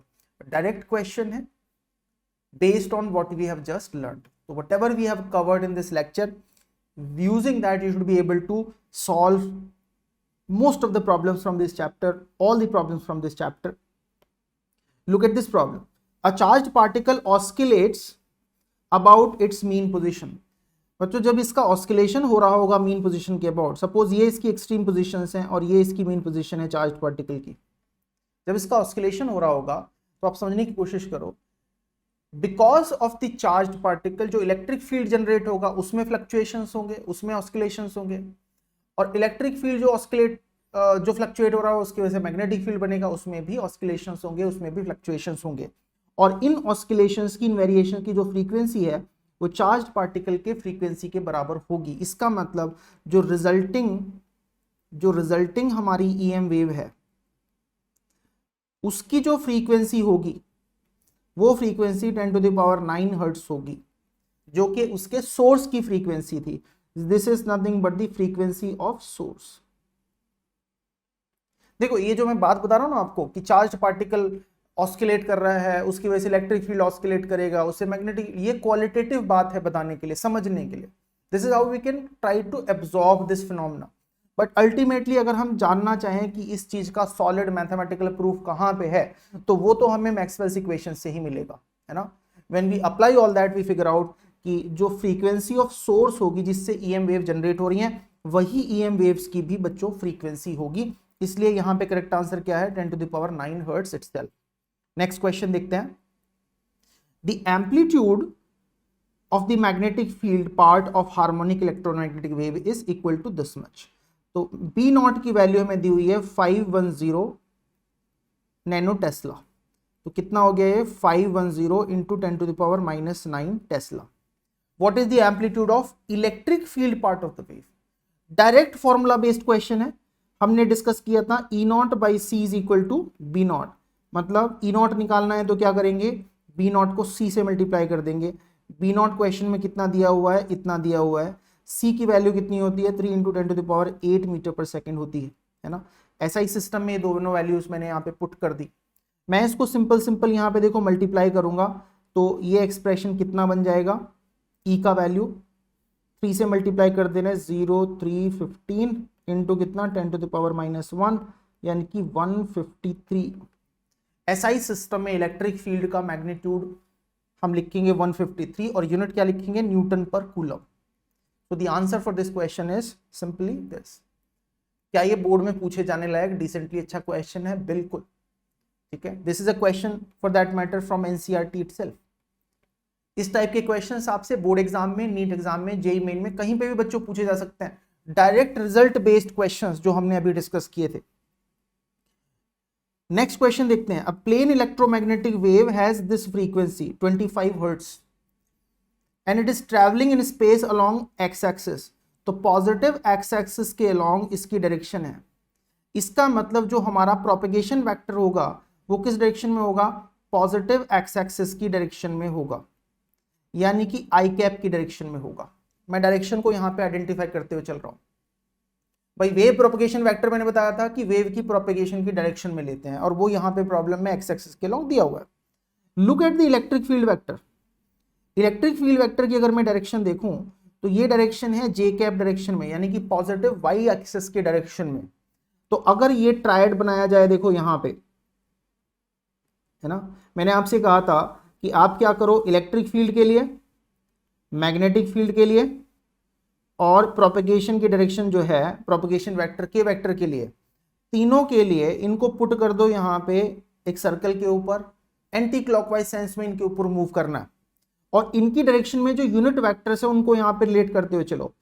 तो in the direction of propagation हमारा आई कैप यूनिट वेक्टर है, in the magnetic electric field direction हमारा जे कैप यूनिट वेक्टर है, और हमें यूनिट वेक्टर निकालना है along B vector. तो आप देखो आई क्रॉस जे हमें क्या में देगा, के देगा, यानी कि बी वेक्टर के लिए जो यूनिट वेक्टर होगा इसकी डायरेक्शन में वो क्या हो जाएगा, के कैप हो जाएगा। It is as simple as that. क्या किया मैंने यहाँ पे, मैंने बस आपसे ये बोला कि एक सर्कल के ऊपर क्या करो, ई वेक्टर, बी वेक्टर और के वेक्टर, इनको एंटी क्लॉकवाइज सेंस में पुट कर दो। इन तीनों वेक्टर्स की डायरेक्शन में जो यूनिट वेक्टर्स हैं उनको एसोसिएट कर दो, और आपस में क्रॉस प्रोडक्ट करके क्या करोगे आप, अगर आपको दो वेक्टर्स पता है, दो डायरेक्शंस में यूनिट वेक्टर्स पता है, तो तीसरी डायरेक्शन में आप यूनिट वेक्टर निकाल सकते हो। ये स्कीम जो थी काम करने की हमने सीखी थी आज के ही लेक्चर में। हमने ये कहा था कि जो यूनिट वेक्टर्स होते हैं इलेक्ट्रिक फील्ड, मैग्नेटिक फील्ड और प्रोपेगेशन डायरेक्शन में, वो क्या करते हैं, एक राइट हैंडेड सिस्टम बनाते हैं, और इसलिए इस टाइप की टेक्निक हम लोग यूज कर सकते हैं। तो पहली बात तो हमने ये फिगर आउट कर लिया बच्चों कि z डायरेक्शन में हमारा मैग्नेटिक फील्ड का डायरेक्शन होगा। दूसरी बात, हमें इलेक्ट्रिक फील्ड का इस क्वेश्चन के अंदर देखो मैग्नीट्यूड दिया हुआ है 6.3 वोल्ट पर मीटर, मतलब एसआई सिस्टम की वैल्यू हमें दी हुई है, ई की वैल्यू हमें दी हुई है 6.3 ई नॉट की, इसको अपन सी से डिवाइड कर लेंगे तो हमें क्या मिल जाएगा, बी नॉट मिल जाएगा, है ना। डायरेक्ट फॉर्मूला यूज कर रहे हैं, E by C is equal to B. तो अगर मैं इसको सिंपली b की वैल्यू निकालना चाहता हूं तो 6.3 को मैं डिवाइड करूंगा c की वैल्यू से, which is nothing but 3 into 10 to the power minus 8, value की 10 to the power plus 8, this value will become 2.1 into 10 to the power minus 8। तो न्यूमेरिकल वैल्यू बच्चों इतनी होगी। तो अगर वेक्टर फॉर्म में लिखना चाहूं मैं b को तो क्या लिखूंगा, 2.1 into 10 to the power minus 8 tesla k cap. Positive z axis की डायरेक्शन में मैग्नेटिक फील्ड है, तो मैंने डायरेक्शन भी निकाल लिया, मैग्नीट्यूड भी निकाल लिया। मैग्नीट्यूड निकालने के लिए हमने सीधा सीधा ये E by C is equal to B होता है, ये फॉर्मूला यूज कर लिया। डायरेक्शन के लिए राइट हैंडेड सिस्टम वाला जो तरीका मैंने आपको बताया था वो टेक्निक यूज कर ली और हमारा काम यहाँ पे बन गया। ठीक है, नेक्स्ट क्वेश्चन देखते हैं। Look at this problem, the magnetic field in a plane electromagnetic wave is given by this. आप देखो इसको सीधा सीधा कंपेयर करो, और कंपेयर करके आप सीधा सीधा देख पाओगे कि k की वैल्यू इस प्रॉब्लम में 0.5 इंटू 10 टू द पावर 3 है, क्योंकि इक्वेशन क्या होती है, इक्वेशन होती है B y is equal to B naught sine k x plus omega t, ऐसी इक्वेशन होती है, प्लस या माइनस, है ना। तो कंपैरिजन से k की वैल्यू इतनी है, और साथ के साथ ओमेगा की वैल्यू कितनी है, ओमेगा की वैल्यू है 1.5 इंटू 10 टू द पावर 11। ठीक है, तो एंगुलर वेव नंबर के हमको पता है और ओमेगा एंगुलर फ्रीक्वेंसी हमको पता है। क्वेश्चन हमसे क्या पूछ रहा है कि वेवलेंथ बताओ और फ्रीक्वेंसी बताओ, है ना। भाई के की अगर मैं वैल्यू देखूं तो फॉर्मूला होता है 2 pi by lambda is equal to k, और ये वैल्यू हमें दे रखा है 0.5 इंटू 10 टू द पावर कितना 3। तो लैम्डा अगर हम निकालने जाएंगे, वेवलेंथ निकालने जाएंगे, तो क्या करेंगे, 2 पाई को सीधा सीधा के से डिवाइड कर देंगे, यानी कि 0.5 इंटू 10 टू द पावर 3 से डिवाइड कर देंगे, और हमें यहां से सीधा सीधा लैम्डा की वैल्यू मिल जाएगी। And if we are interested in the frequency तो omega is equal to 2 pi F है। फ्रीक्वेंसी निकालने के लिए क्या करेंगे, ओमेगा डिवाइडेड बाय 2 पाई कर देंगे। ओमेगा की वैल्यू क्वेश्चन में कितनी दी हुई है, 1.5 10 to the power 11, 10 to the power 11 divided by 2 pi, तो हमें क्या मिल जाएगा, फ्रीक्वेंसी एफ का वैल्यू मिल जाएगा। मतलब डायरेक्टली बस कैलकुलेशंस करनी है और कुछ नहीं करना है। ठीक है, if you just do these calculations you get the values, corresponding values. Write the expression for electric field also, that is interesting. एक चीज पे ध्यान दो यहां पे बच्चों कि यहां पॉजिटिव साइन है बीच में, के x plus omega T format में ये इक्वेशन लिखी हुई है। इसका मतलब क्या होगा, इसका मतलब ये होगा कि नेगेटिव एक्स एक्सिस डायरेक्शन में वेव प्रोपगेशन होगा। अगर पॉजिटिव एक्स एक्सिस में होता तो यहां पे नेगेटिव साइन आता, और क्योंकि यहां पे पॉजिटिव साइन है, ये वेव मोशन के लिए जो इक्वेशन हम लिखते हैं उसमें ये सारी बातें हम सीखते हैं, राइट। तो यहां पे नेगेटिव एक्स एक्सिस की डायरेक्शन में प्रोपेगेशन होगा। और उसके अलावा ऑलरेडी हमें ये दिखाया गया है कि मैग्नेटिक फील्ड किस डायरेक्शन में है, वाई डायरेक्शन में है। तो देखो दो डायरेक्शंस पता चल गई। मैग्नेटिक फील्ड के लिए डायरेक्शन क्या है, प्लस जे कैप। उसके अलावा प्रोपगेशन वेक्टर की डायरेक्शन क्या है, माइनस आई कैप। क्या पता करना है, इलेक्ट्रिक फील्ड की डायरेक्शन किधर होगी ये पता करना है। सेम टेक्निक फिर से यूज करेंगे, ठीक है। ई वेक्टर, बी वेक्टर, के वेक्टर, तीनों को सर्कल के ऊपर रखा, एंटी क्लॉकवाइज सेंस में प्लेस कर दिया। ई वेक्टर की डायरेक्शन में यूनिट वेक्टर अभी पता नहीं है। बी वेक्टर की डायरेक्शन में क्या था, जे कैप था। के वेक्टर की डायरेक्शन में क्या था, माइनस आई कैप था। एंटी क्लॉकवाइज सेंस में चलना चाहिए, और एंटी क्लॉकवाइज सेंस में J cross minus I should give the unit vector in the direction of electric field, है ना। क्योंकि एंटी क्लॉकवाइज सेंस में अगर आप देखोगे तो बी से मैं के की तरफ जा रहा हूं तो मुझे ई मिलना चाहिए यूनिट वेक्टर के सेंस में, है ना। तो जे क्रॉस माइनस आई करने से क्या मिलना चाहिए, unit vector in the direction of vector E. तो ये काम अगर हम करते हैं तो देखो क्या हो जाएगा, minus of J cross I cross J क्या होता है, के होता है। जे क्रॉस आई क्या होगा, माइनस के होगा, माइनस माइनस प्लस हो जाएगा, तो प्लस के cap is the direction. Electric field की डायरेक्शन हमारी कौन सी है, positive z axis, that is the direction for electric field. और इलेक्ट्रिक फील्ड का जो मैग्नीट्यूड था, अगर मैग्नीट्यूड निकालना है तो क्या करना पड़ेगा, मैग्नेटिक फील्ड के मैग्नीट्यूड को सी से मल्टीप्लाई करना पड़ेगा, ठीक है। Let me do that part also. मुझे अगर मैग्नेटिक फील्ड क्वेश्चन के अंदर दिया हुआ है, इस बार इलेक्ट्रिक फील्ड पूछा हुआ है, तो E is equal to B into c, because हमने पढ़ा था कि E डिवाइडेड बाई सी करने से क्या मिल जाता है, B। चाहे वो पीक वैल्यू हो, चाहे वो इंस्टेंटेनियस वैल्यू हो, चाहे वो RMS वैल्यू हो। तो B का वैल्यू क्वेश्चन के अंदर दिया हुआ है, that is 2 into 10 to the power minus 7, 2 into 10 to the power minus 7। C से मल्टीप्लाई करेंगे 3 into 10 to the power 8, SI system में लिख देंगे 6 इंटू 10 टू द पावर 1 यानी कि 60 न्यूटन पर कूलम। ये इसका मैग्नीट्यूड होगा। डायरेक्शन में ऑलरेडी निकाल चुका हूं, तो 60 न्यूटन पर कूलम। डायरेक्शन हमने निकाली थी पॉजिटिव जेड एक्सिस यानी कि के कैप। ई वेक्टर ऐसा लिखा जाएगा। एक बात बच्चों मैं आपको यहां पे और रिमाइंड करा दूं कि देखो के कैप में और के वेक्टर में कंफ्यूज मत होना। एक हमने यहाँ पे के वेक्टर यूज कर रखा है, एक हम यहाँ पे के कैप यूज कर रहे हैं। तो के कैप तो x axis, Y axis, Z axis के अलॉन्ग जो यूनिट वेक्टर्स का जो सिस्टम होता है ना, उसमें से आ रहा है। और ये जो के वेक्टर था वो यहाँ पे क्या था, प्रोपेगेशन वेक्टर था। तो दोनों को लेकर परेशान होने की जरूरत नहीं है, ठीक है। दोनों अलग अलग चीजें हैं, दोनों में कंफ्यूज नहीं होना है। नेक्स्ट देखते हैं question. Light with an energy flux of 18 watt पर centimetre square falls on non reflecting surface. इसका मतलब क्या करेगा, एब्जॉर्ब कर लेगा। सरफेस कैसा है, नॉन रिफ्लेक्टिंग है, तो क्या कर रहा होगा, रेडिएशन को एब्जॉर्ब कर रहा होगा। और इसको नॉर्मल इंसिडेंस पे हम इसके ऊपर डालते हैं। एरिया कितना दिया हुआ है बच्चों, 20 सेंटीमीटर स्क्वायर। क्या निकालना है, एवरेज फोर्स निकालना है।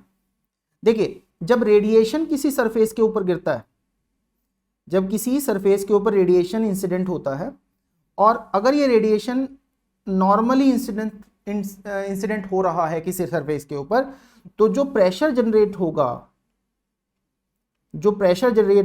होगा रेडिएशन का, यानी कि रेडिएशन प्रेशर, तो उसका फॉर्मूला डायरेक्टली हमारे पास होता है I/C।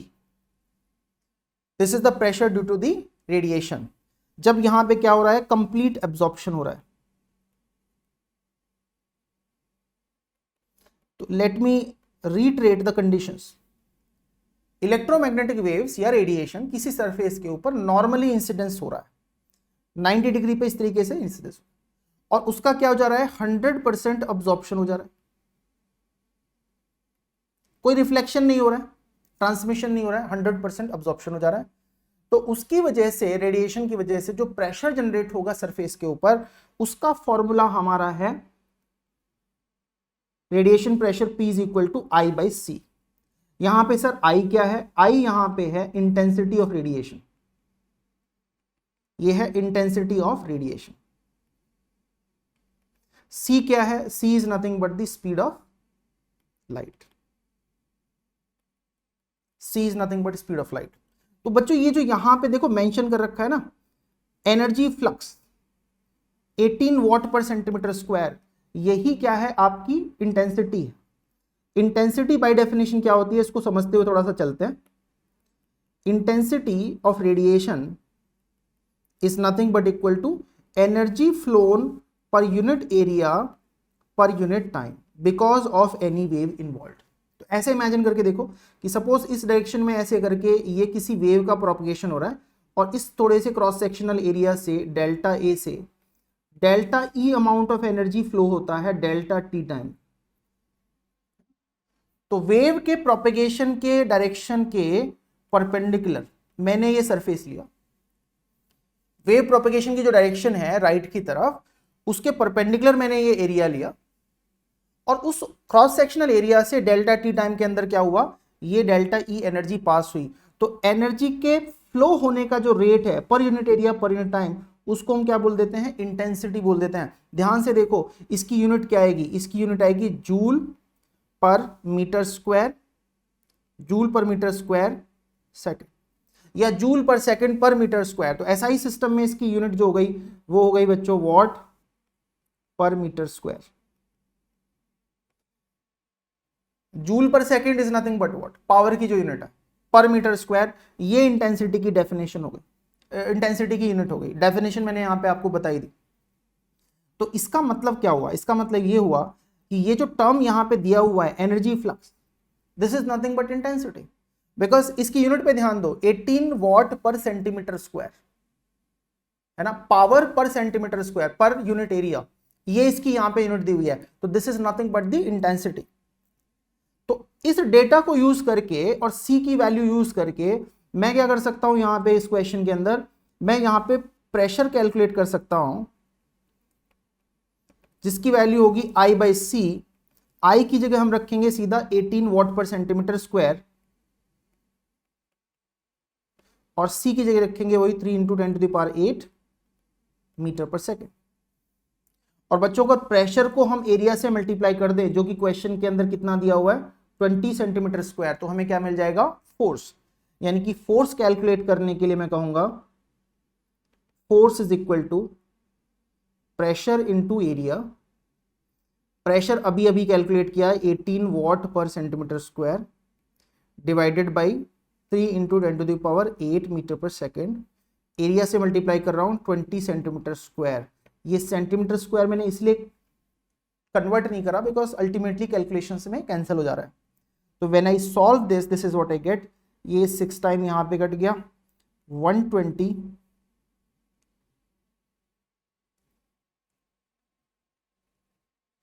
18 वॉट पर सेंटीमीटर स्क्वायर था, 20 सेंटीमीटर स्क्वायर था,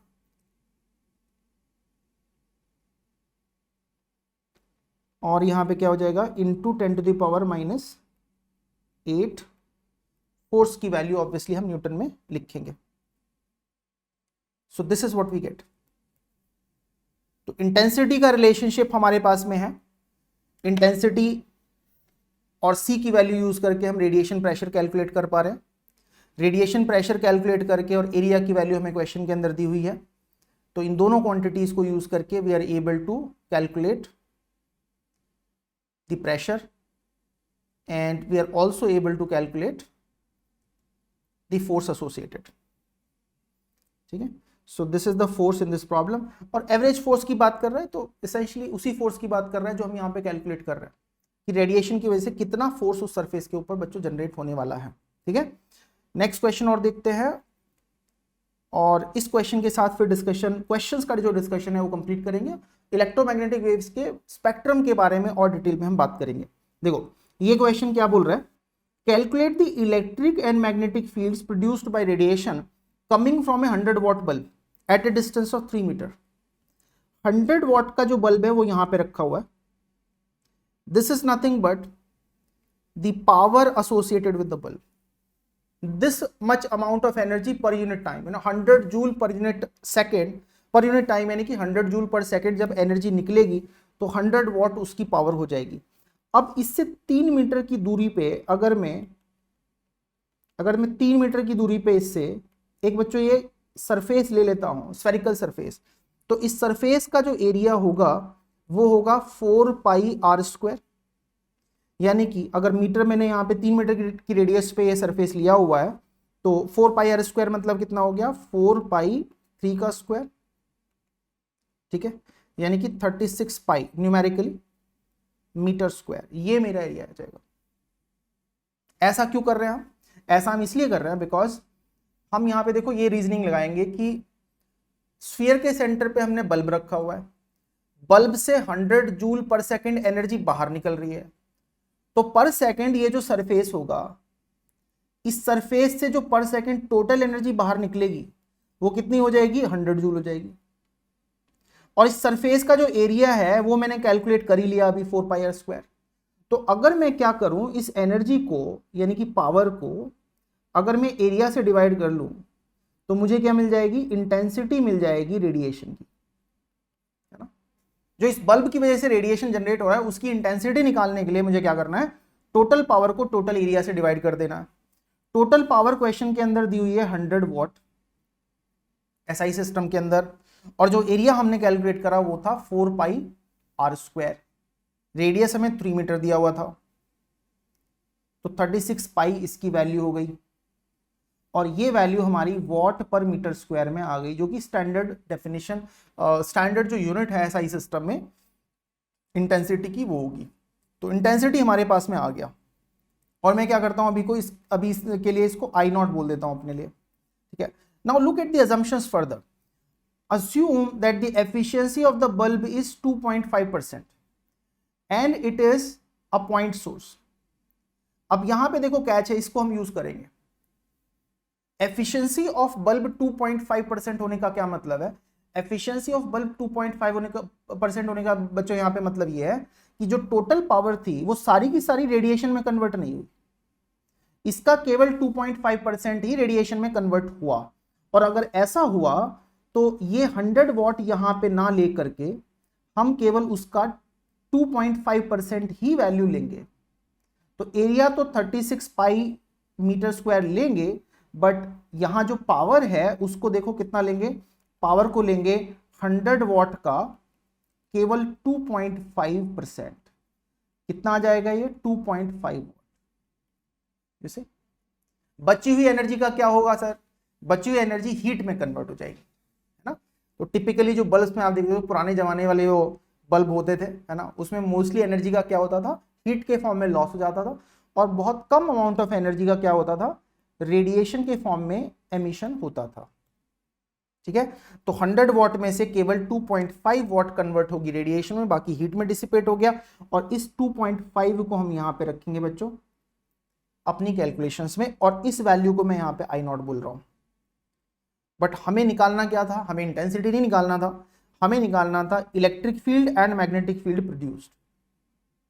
और इस कैलकुलेशन के लिए ध्यान दें, बहुत इंपॉर्टेंट बात क्या मैं करने वाला हूं, मैं कहने वाला हूं कि I naught by 2, I naught अभी हमने कैलकुलेट किया ये वाली value, I naught divided by 2 will be equal to half epsilon naught ERMS square into C. इससे हम क्या सॉल्व करेंगे, ERMS की वैल्यू निकालेंगे. I naught by 2 is equal to 1/2 mu naught into BRMS square into C. ध्यान देते हुए चले, देखो क्वेश्चन के अंदर आई नॉट हमें कैलकुलेशन से मिल जाएगा यहां से, मतलब पता है. एप्सिलॉन नॉट यूनिवर्सल कांस्टेंट है, वो भी हमें मिल जाएगा.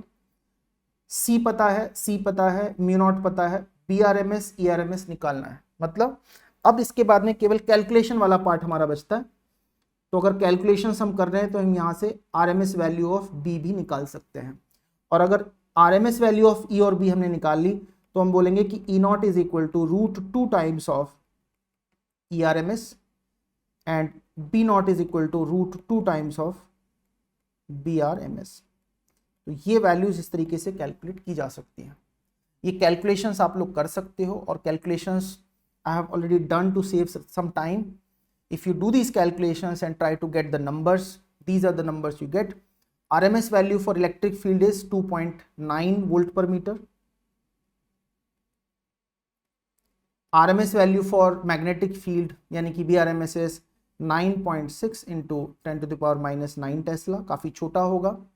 अगर मैं पीक वैल्यू निकालता हूं तो ये वैल्यू आती है हमारी 1.4 into 10 to the power minus 8 tesla, और ई नॉट की वैल्यू हमारी आती है 4.07 इंटू 4.07 वोल्ट पर मीटर, मतलब जो भी SI सिस्टम में वैल्यू है। These are the numbers that you gate.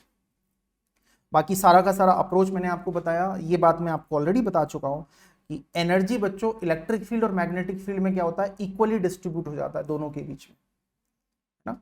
तो इसलिए हमने इंटेंसिटी का आधा इलेक्ट्रिक फील्ड से रिलेट किया और इंटेंसिटी का आधा पार्ट हमने मैग्नेटिक फील्ड से रिलेट किया। Having done this much, now I want to talk about the electromagnetic spectrum.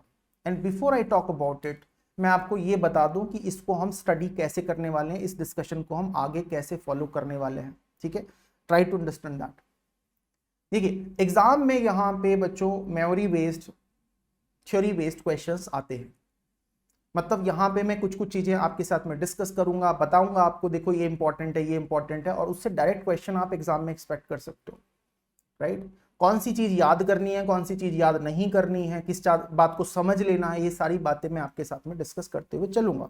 ठीक है, तो पहली बात जो हम यहाँ पे समझना चाहते हैं वो ये है बच्चों कि सबसे पहली बात जो हम समझना चाहते हैं वो ये कि अगर हम बात करें इलेक्ट्रोमैग्नेटिक वेव्स की, तो इलेक्ट्रोमैग्नेटिक वेव्स का जो स्पेक्ट्रम है, it consist of all these waves, gamma rays, X rays, ultraviolet rays, visible, infrared, radio waves, microwaves, all these waves, it consists of all these waves. ठीक है, in other words all these waves are nothing but electromagnetic waves, including the visible part of the spectrum of light जो हमको visible है human beings को। ठीक है, तो ये सब electromagnetic waves ही हैं, या ये कह दिया जाए लैंग्वेज में कि it is they consist of the electromagnetic spectrum। now यहां पे हम समझते हुए चलेंगे, विजिबल जो स्पेक्ट्रम का पार्ट है उसके रिस्पेक्ट में देखो देखना शुरू करेंगे कि जो पोर्शन इलेक्ट्रोमैग्नेटिक वेव्स का जो कि रफली 400 नैनोमीटर से लेकर के 700 नैनोमीटर तक होता है, और ये रेंज आपको याद होनी चाहिए, है ना। Visible part of the spectrum की जो रेंज है डेफिनेटली आपको याद होनी चाहिए कि रफली 400 नैनोमीटर से लेकर के 700 नैनोमीटर तक ये रेंज होती है। तो बच्चों इसके रिस्पेक्ट में हम सारे स्पेक्ट्रम को देखने वाले हैं। ये स्पेक्ट्रम का या इलेक्ट्रोमैग्नेटिक वेव्स का वो पार्ट है जो ह्यूमन आई को विजिबल होता है, इसलिए हमने इसको क्या नाम दिया हुआ है, विजिबल रीजन। इसको हमने नाम दिया हुआ है किसका, इलेक्ट्रोमैग्नेटिक स्पेक्ट्रम का। और इसमें ये बात हम समझते हुए चलें कि देखो जब वेवलेंथ हमारी इंक्रीज करेगी, तो जो एनर्जी एसोसिएटेड है, जो हमारी वेवलेंथ है उसके साथ में रिलेशनशिप क्या है, फ्रीक्वेंसी के साथ में क्या रिलेशनशिप है, इसको हम समझते हुए चलेंगे। देखो ऊपर की डायरेक्शन में यहां पे क्या हो रहा है, यहां पे फ्रीक्वेंसी इंक्रीज हो रही है इस प्रॉब्लम के अंदर। नीचे की डायरेक्शन में क्या हो रहा है, वेवलेंथ इंक्रीज हो रही है। इस बात को याद रखें कि जब फ्रीक्वेंसी बढ़ेगा इलेक्ट्रोमैग्नेटिक वेव का, तो उसके कॉरस्पॉन्डिंग क्या होगा, जो एनर्जी है एसोसिएटेड विद द रेडिएशन वो इंक्रीज होगी, एनर्जी इंक्रीज होगी। और जब वेवलेंथ बढ़ता है तो क्या होगा, एनर्जी एसोसिएटेड डिक्रीज होगी। By now you guys have already gone through basic modern physics, है ना, dual nature of light and those kind of things, ये सब चीजें आप लोग समझ चुके हो, ये सारी चीजें क्लासेस में आ चुकी हैं। आपको ये पता है ऑलरेडी कि एक फोटोन के साथ में जो एसोसिएटेड एनर्जी होती hc/λ और h न्यू। तो energy associated with the photon increases जब फ्रीक्वेंसी इंक्रीज होती है या वेवलेंथ डिक्रीज होती है। ये चीजें हम लोग ऑलरेडी जानते हैं। तो यहां पे भी सेम बात मैं बताने की कोशिश कर रहा हूं कि 400 नैनोमीटर से लेकर के 700 नैनोमीटर की तरफ जब आप जाओगे, यानी कि लैम्डा की इंक्रीजिंग डायरेक्शन में जाओगे, तो energy associated with the radiation decrease होगी, और जब फ्रीक्वेंसी के इंक्रीजिंग डायरेक्शन में जाओगे तो एनर्जी एसोसिएटेड विद रेडिएशन बढ़ेगी। इसका मतलब एनर्जी के पॉइंट ऑफ व्यू से वायलेट लाइन ज्यादा एनर्जेटिक है, वायलेट कलर की लाइट ज्यादा एनर्जेटिक है, फिर ब्लू आएगा, फिर ग्रीन आएगा एंड सो ऑन, और रेड के कलर में कॉरस्पॉन्डिंगली सबसे कम एनर्जी होनी चाहिए। ये स्पेक्ट्रम का वो पार्ट है जो ह्यूमन आई को विजिबल है। किसी और इंसेक्ट के लिए, किसी और एनिमल के लिए हो सकता है कि इलेक्ट्रोमैग्नेटिक वेव का कोई दूसरा part of the spectrum visible हो। इस स्पेक्ट्रम के पोर्शन के रेस्पेक्ट में हम बाकी इलेक्ट्रोमैग्नेटिक वेव्स को देखेंगे, क्योंकि थोड़ा सा रेफरेंस लेने से हमारे लिए चीजें आसान हो जाती हैं। ठीक है, फॉर एग्जाम्पल इधर टर्म लिखा हुआ है अल्ट्रावायलेट, इधर टर्म लिखा हुआ है इंफ्रारेड। अल्ट्रावायलेट मतलब बियॉन्ड वायलेट। देखो इधर ये जो वायलेट वाला जो कलर था हमारा, जो हमारे पास में वायलेट कलर था, उसकी वेवलेंथ कितनी थी? उसकी वेवलेंथ थी 400 नैनोमीटर। तो अगर वेवलेंथ और कम हो जाए, अगर वेवलेंथ और कम हो जाए तो हम किस रीजन में चले जाएंगे? अल्ट्रावायलेट में, यानी कि फ्रीक्वेंसी और बढ़ जाएगा। ठीक है, तो वायलेट कलर के बाद में इधर कौन सी वेव्स आ रही हैं? अल्ट्रावायलेट, ज्यादा एनर्जी वाली लाइट्स, ज्यादा एनर्जी वाली वेव्स, है ना। इस डायरेक्शन में जाने पे ऊपर की तरफ क्या हो रहा है? फ्रीक्वेंसी बढ़ रही है, वेवलेंथ डिक्रीज हो रही है, तो एनर्जी क्या हो रही है? बढ़ रही है। इसका मतलब क्या हुआ? अल्ट्रावायलेट रेज में ज्यादा एनर्जी होगी, उनसे भी ज्यादा एनर्जी किस में होगी? एक्स रेज में। उनसे भी ज्यादा एनर्जी किस में होगी? गामा रेज में। Gamma rays are suppose to have maximum energy associated with the photons, है ना। अभी थोड़ी देर बाद मैं इनके डिटेक्शन की बात करूंगा, मैं इनके प्रॉपर्टीज की बात करूंगा, एनर्जी की बात करूंगा, सोर्सेस की बात करूंगा, इन सब के बारे में मैं डिटेल में भी बातें करने वाला हूं। बट मैं पहले, उसके पहले एक रफ पैटर्न जो है आपको यहाँ पे आपके साथ में डिस्कस करना चाहता हूं। I do want to discuss a rough pattern over here, की ओवरऑल एक बर्ड्स आई व्यू जिसे हम बोलते हैं कि वो कैसा है, राइट। तो हम ये देख रहे हैं कि विजिबल स्पेक्ट्रम के कंपैरिजन में अगर देखा जाए तो अल्ट्रावायलेट लाइट की जो एनर्जी है वो थोड़ी सी उससे और ज्यादा है, एक्स रेज में और भी ज्यादा एनर्जी है, गामा रेज में और भी ज्यादा एनर्जी है। क्योंकि जब हम विजिबल से गामा रेज की तरफ जाते हैं तो फ्रीक्वेंसी बढ़ती है, वेवलेंथ कम होती है। उसका उल्टा अगर हम चले, इंफ्रारेड से अगर हम चलें, विजिबल से अगर हम चलें इंफ्रारेड की तरफ, तो एनर्जी कम होगी। माइक्रोवेव पे जाएंगे तो और कम होगी, रेडियो वेव्स पे जाएंगे तो और कम होगी। और रेडियो वेव्स में भी शॉर्ट रेडियो वेव्स हैं और लॉन्ग रेडियो वेव्स हैं, वो वेवलेंथ के हिसाब से लिखा हुआ है। ज्यादा वेवलेंथ मतलब लॉन्ग, कम वेवलेंथ मतलब शॉर्ट। तो जब हम शॉर्ट से लॉन्ग की तरफ जा रहे हैं तो एनर्जी फिर से क्या हो रहा है? और कम होता चला जा रहा है। ठीक है बच्चों, एक चीज और, एक बहुत इंपॉर्टेंट बात मैं यहां पे मेंशन करना चाह रहा हूं, दैट इज कि ये जो रीजन्स हैं ये बहुत शार्पली डिफाइंड बाउंड्रीज नहीं है। ऐसा नहीं कि एग्जैक्टली जहां पे विजिबल रीजन खत्म हुआ वहां से अल्ट्रावायलेट शुरू हुआ, या एग्जैक्टली जहां पे माइक्रोवेव खत्म हुआ उसके बाद में रेडियो वेव शुरू हुआ। ऐसे एग्जैक्टली शार्पली डिफाइंड बाउंड्रीज नहीं है। ये जो बच्चों बाउंड्रीज हैं वो बनाई जाती हैं या बनाई गई हैं on the basis of the way these rays are produced और the way these rays are basically detected in electromagnetic spectrum. किस तरीके से उनको प्रोड्यूस किया गया, सोर्स क्या था, उनका इफेक्ट क्या था, किस तरीके से डिटेक्ट होती हैं, इसके बेसिस पे ये बाउंड्रीज बनाई गई हैं। ये बात आप समझने की कोशिश करो। ठीक है, रिजिड बाउंड्रीज नहीं है, कई बार बाउंड्रीज ओवरलैप होंगी। फॉर एग्जाम्पल आप देखो यहां पे माइक्रोवेव्स का और शॉर्ट रेडियो वेव्स का जो स्पेक्ट्रम का पार्ट है वो ओवरलैप हो रखा है ना। या सिमिलरली कुछ पोर्शन इंफ्रारेड का, माइक्रोवेव का यहां पे हल्का सा ओवरलैप आपको देखने को मिलेगा। तो इस टाइप के ओवरलैप, गामा रेज के लिए, एक्स रेज के लिए ये पोर्शन ओवरलैप आपको दिख रहा होगा।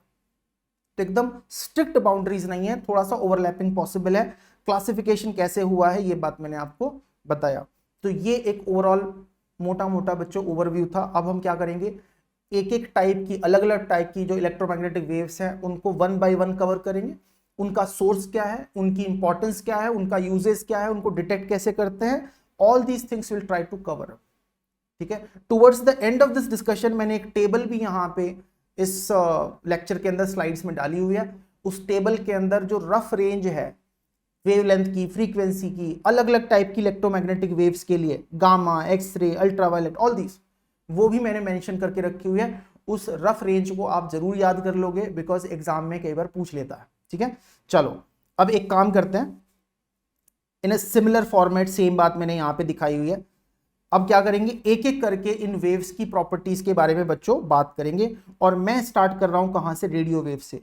रेडियो वेव से मैं बात स्टार्ट कर रहा हूं, मतलब मैक्सिमम वेवलेंथ वाली या मिनिमम फ्रीक्वेंसी ईएम वेव्स।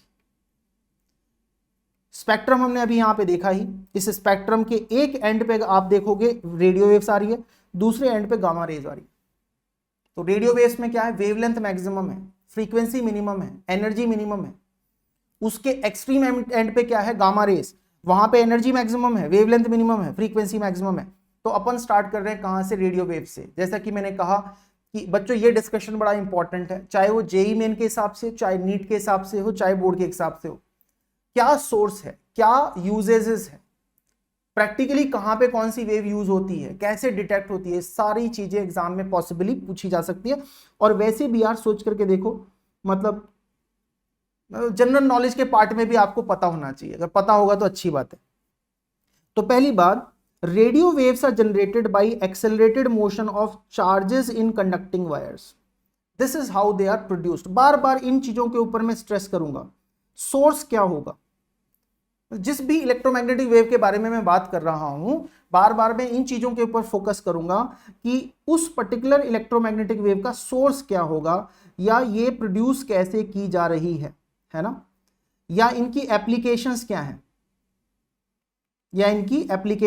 है, या इन वेव्स को हम डिटेक्ट कैसे करेंगे, ये चीजों के ऊपर मैं फोकस करूंगा। ठीक है, तो अगर मैं एप्लीकेशंस की बात करूं तो बच्चों जैसा कि नाम भी यहां पे है, रेडियो वेव्स। स्टार्टिंग में, सबसे स्टार्टिंग में इलेक्ट्रोमैग्नेटिक वेव्स का जो यूज हुआ वो रेडियो कम्युनिकेशन के लिए हुआ, आज के टाइम में भी होता है। तो रेडियो कम्युनिकेशन के लिए, टेलीविजन के कम्युनिकेशन के लिए, सेलुलर फोन्स के कम्युनिकेशन के लिए, इन सब के लिए कौन सी वेव्स यूज हो रही हैं, रेडियो वेव्स। आपके घर में अगर डीटीएच के सिग्नल्स आते हैं, किसकी वजह से, रेडियो वेव्स की वजह से। आप एफएम रेडियो सुनते हो, किसकी वजह से, रेडियो वेव्स की वजह से। आप सेल फोन पे बात कर पाते हो, किसकी वजह से, रेडियो वेव्स की वजह से, है ना। तो रेडियो वेव्स के ऊपर ये सारा का सारा सिस्टम चल रहा है। फ्रीक्वेंसी की रेंज अगर हम देखें तो रफली इतनी होगी। उसमें भी बच्चों कुछ कुछ अलग अलग बैंड होते हैं। इस बार आपके सिलेबस में, बोर्ड के सिलेबस में कम्युनिकेशन सिस्टम्स नाम का चैप्टर नहीं है। अगर वो होता तो आपको ये टर्म्स सुनने को मिलते, एएम बैंड, एफएम बैंड, ये सब सुनने को मिलता आपको। ये रेडियो वेव्स के अंदर ही अलग अलग छोटे छोटे सेगमेंट्स, आप समझ लो कि रेडियो वेव्स का जो स्पेक्ट्रम का पार्ट है उसको फर्दर आप अलग अलग पार्ट में डिवाइड करते हो, और अलग अलग पार्ट का अलग अलग बच्चों एप्लीकेशन। फॉर एग्जाम्पल कोई पार्ट की जो रेडियो वेव्स होंगी वो टेलीकम्युनिकेशन के लिए यूज होंगी, किसके लिए, सेलुलर फोन्स के लिए।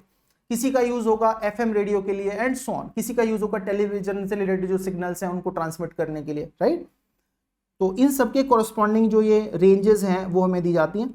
अभी आप ये अंदर का जो रेंज है उसको अगर ना भी ध्यान रखो तो भी काम चल जाएगा आपका, लेकिन आपको इतना जरूर पता होना चाहिए कि सेलुलर फोन्स के लिए, चाहे रेडियो के लिए, चाहे टेलीविजन के लिए, इन सब कम्युनिकेशन सिस्टम्स के लिए क्या यूज होता है, रेडियो वेव्स यूज होता है।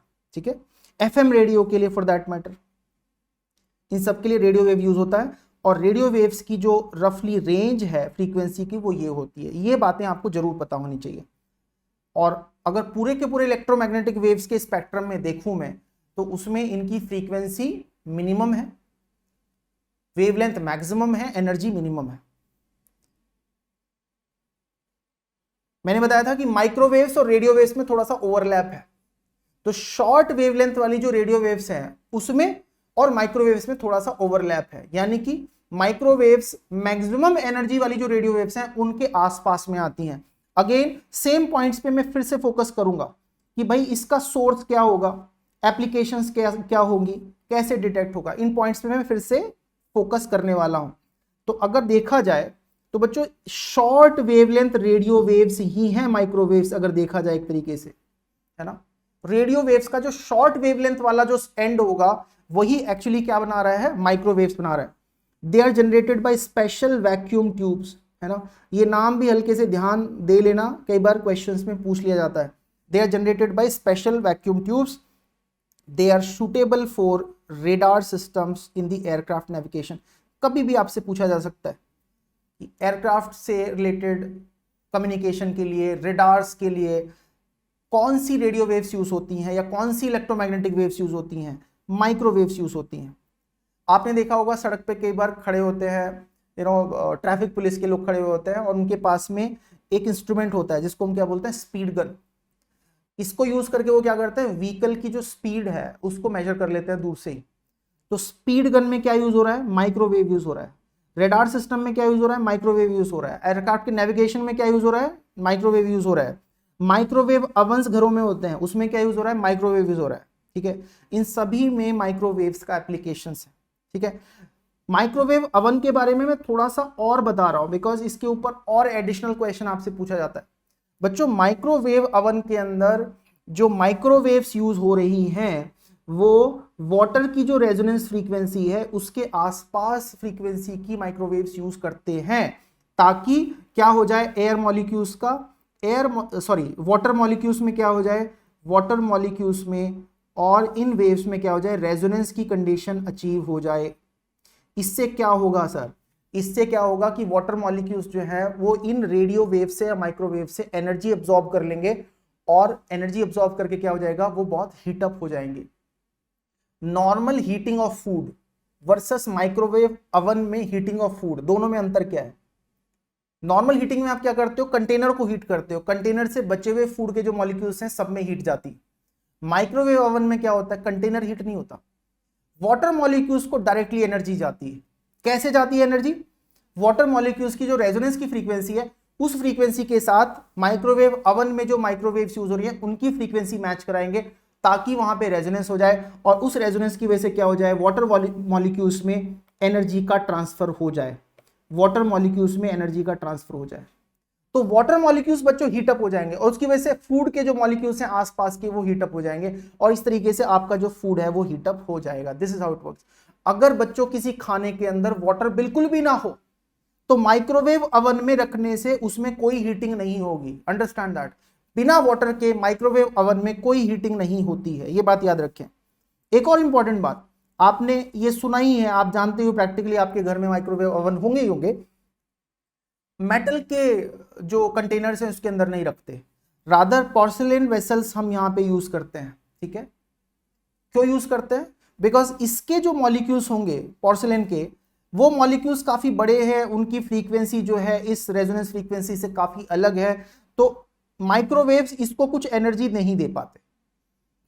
पोर्सिलेन के जो मॉलिक्यूल्स होंगे उसको कोई एनर्जी माइक्रोवेव से नहीं मिलेगी, कोई रेजोनेंस यहां पे नहीं होगा। ठीक है, केवल वो वाटर को हीटअप करेगा। On the other hand metal के केस में क्या हो सकता है? उसके ऊपर चार्ज इकट्ठा हो सकता है, उसकी हीटिंग हो सकती है और उसकी वजह से आपको शॉक लग सकता है, उसकी वजह से मेटल की मेल्टिंग हो सकती है। सारे के सारे मेल फंक्शंस हो सकते हैं, इसलिए मेटल को हम यूज नहीं करेंगे, पोर्सिलेन वेसल्स को हम यूज करेंगे माइक्रोवेव ओवन्स में। तो ये एक इंटरेस्टिंग बात थी जो कि हमें पता होनी चाहिए थी। तो आप देख रहे हो इस चैप्टर में काफी सारी ऐसी बातें हैं जो आपकी even day to day life से भी बच्चों देखो रिलेटेड है। और देखते हैं बात इंफ्रारेड रेस। ये वो रेस है बच्चों जब कोई चीज हीट हो जाती है, हीटअप हो जाती है, गर्म हो जाती है, तो उससे निकलने वाली ये इनविजिबल रेज हैं, इंफ्रारेड रेज। इनको हम सिंपल थर्मल रेडिएशन या हीट वेव्स से भी कई बार इनका हम नाम रखते हैं। ठीक है, तो they are called by this name also, heat waves और thermal radiations. These are essentially waves जो कि इलेक्ट्रोमैग्नेटिक स्पेक्ट्रम में अगर आप देखो तो विजिबल जो हमारा स्पेक्ट्रम का पार्ट है उसका जो रेड वाला एंड है उससे एडजेसेंट होंगी, है ना, infra red, that's why the name infra red. इनका अल्टरनेटली हम इनको क्या बोलते हैं? हीट वेव्स और थर्मल रेडिएशंस। कहां से निकलती हैं? हॉट बॉडीज और ऑब्जेक्ट से। जब भी किसी चीज को तुम बॉडी को गर्म करोगे तो उससे ये रेज निकलेंगी। बहुत ही एक इंटरेस्टिंग बात यहां पे मैं मेंशन कर रहा हूं एंड दैट इज कि बच्चों ये जो रेज हैं वो maximum carbon dioxide and water molecules से एब्जॉर्ब हो जाती हैं। Methane also absorbs them. Methane gas, carbon dioxide, water molecules, water vapours के जो मॉलिक्यूल्स हैं ये इन रेस को सबसे ज्यादा एब्जॉर्ब करते हैं, इसलिए इनको हम बोलते हैं कि they have something called green house effect. बहुत बार ग्लोबल वार्मिंग की बात होती है ना, बहुत बार ग्रीन हाउस इफेक्ट की बात होती है, ग्रीन हाउस या ग्लोबल वार्मिंग की बात होती है, तो वो भी बात आप यहाँ पे थोड़ी सी और अच्छे से समझ पाओगे with the help of this science. ठीक है,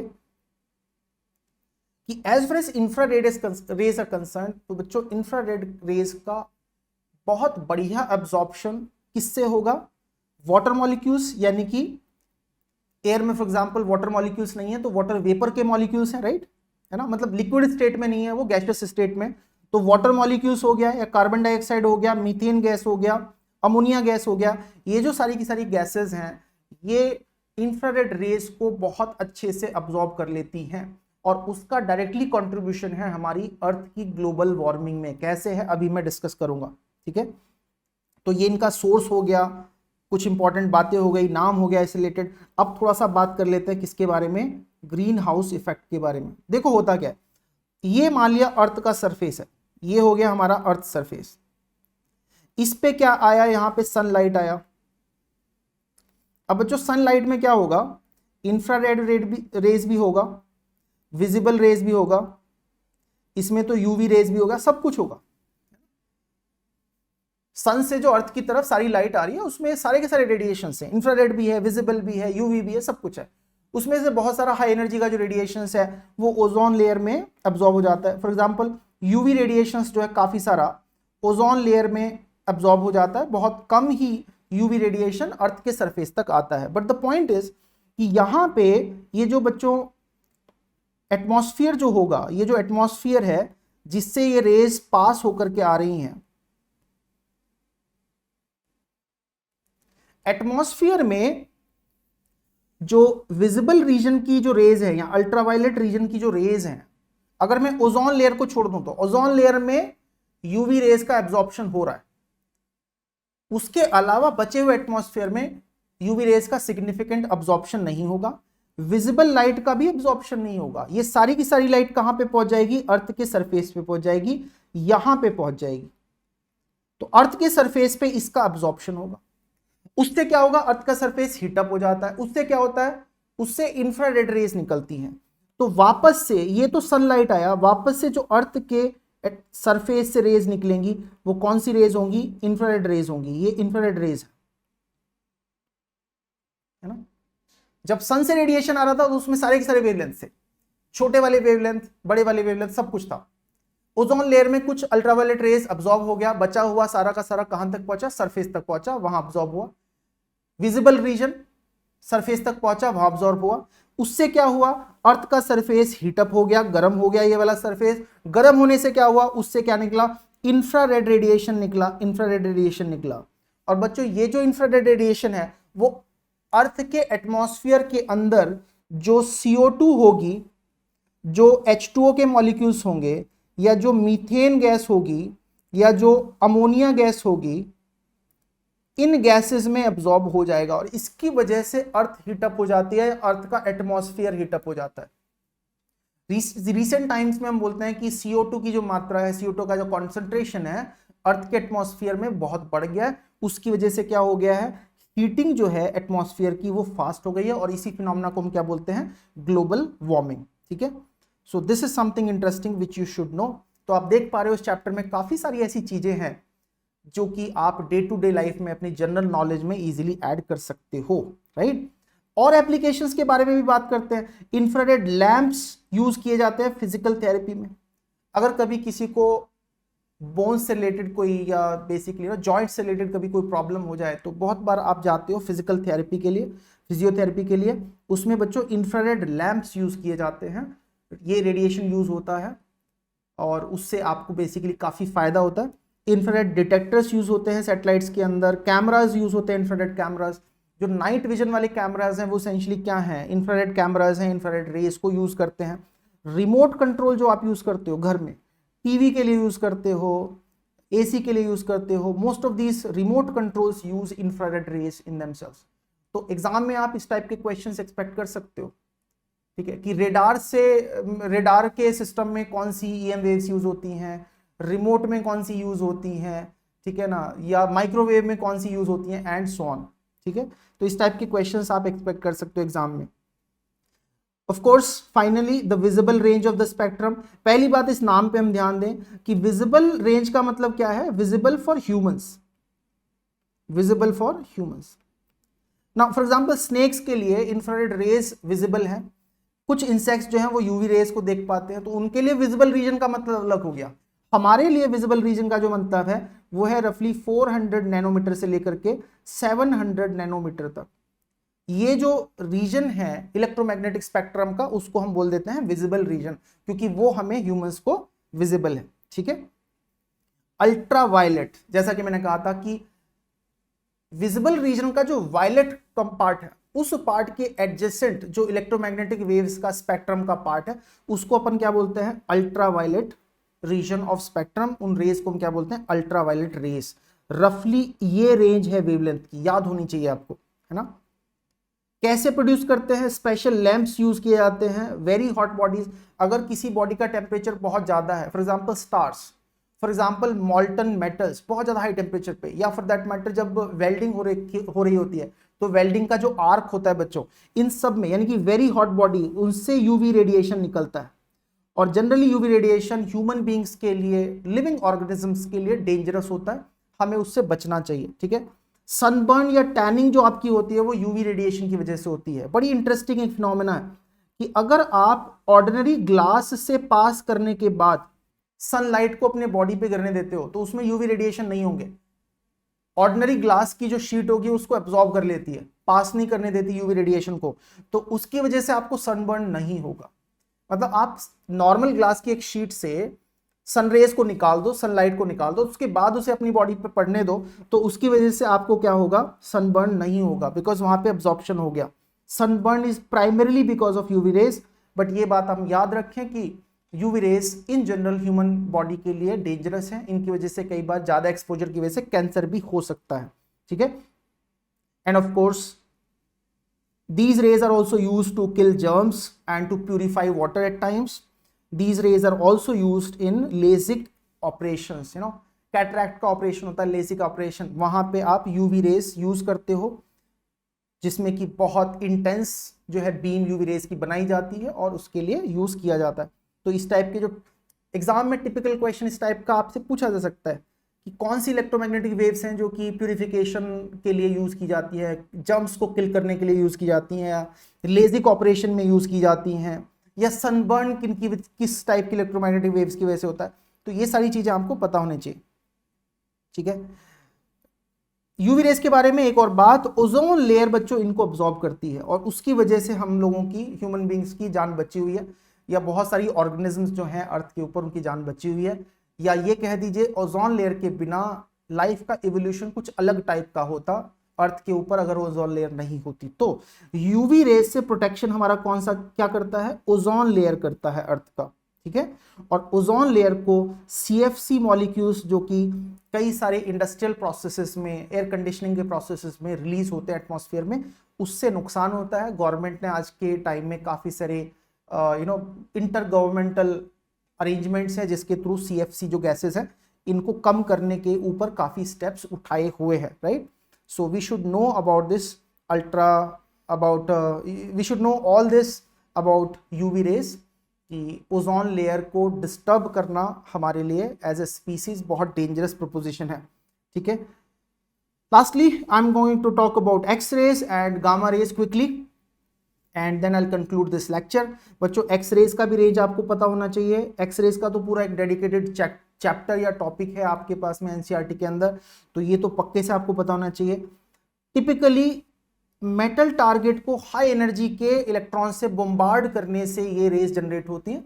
इनफैक्ट हमारे पास जो एक्स रे जनरेट करने का जो इंस्ट्रूमेंट हमने जिसको डिस्कस करते हैं हम स्कूल लेवल के सिलेबस में या NCERT के सिलेबस में, या इवन कॉम्पिटिशन्स के लिए भी, तो उसमें एसेंशियली यही होता है कि मेटल टारगेट को हम क्या करते हैं, हाईली एनर्जेटिक इलेक्ट्रॉन से बॉम्बार्ड कराते हैं।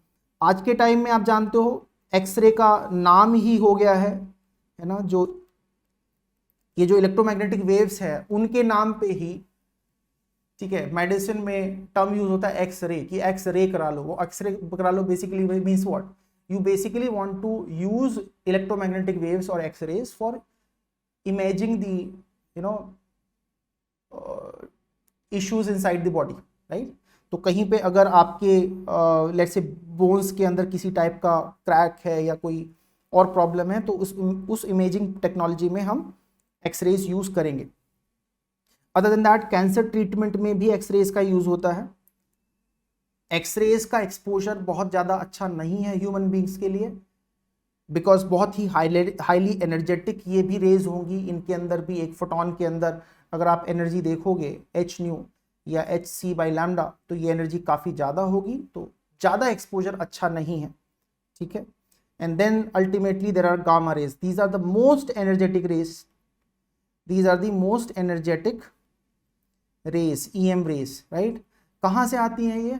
न्यूक्लियस से बच्चों इनका जनरली ओरिजिन होता है। तो या तो आपके पास में रेडियो एक्टिव मटीरियल है, तो रेडियो एक्टिव मटीरियल की वजह से, या आपके पास में किसी टाइप की न्यूक्लियर फिजन या फ्यूजन रिएक्शन हो रही है, उनमें गामा रेज का एमिशन होता है।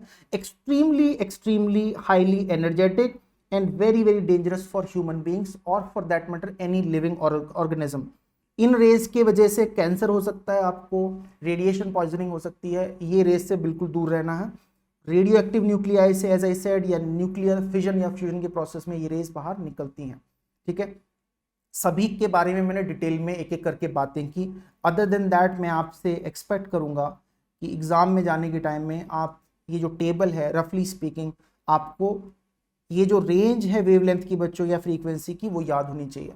वेवलेंथ याद कर लो या फ्रीक्वेंसी याद कर लो, क्योंकि v is equal to F lambda formula से आप इन दोनों को रिलेट कर पाते हो, तो कोई एक याद कर लो तो आपका काम चल जाएगा, ठीक है।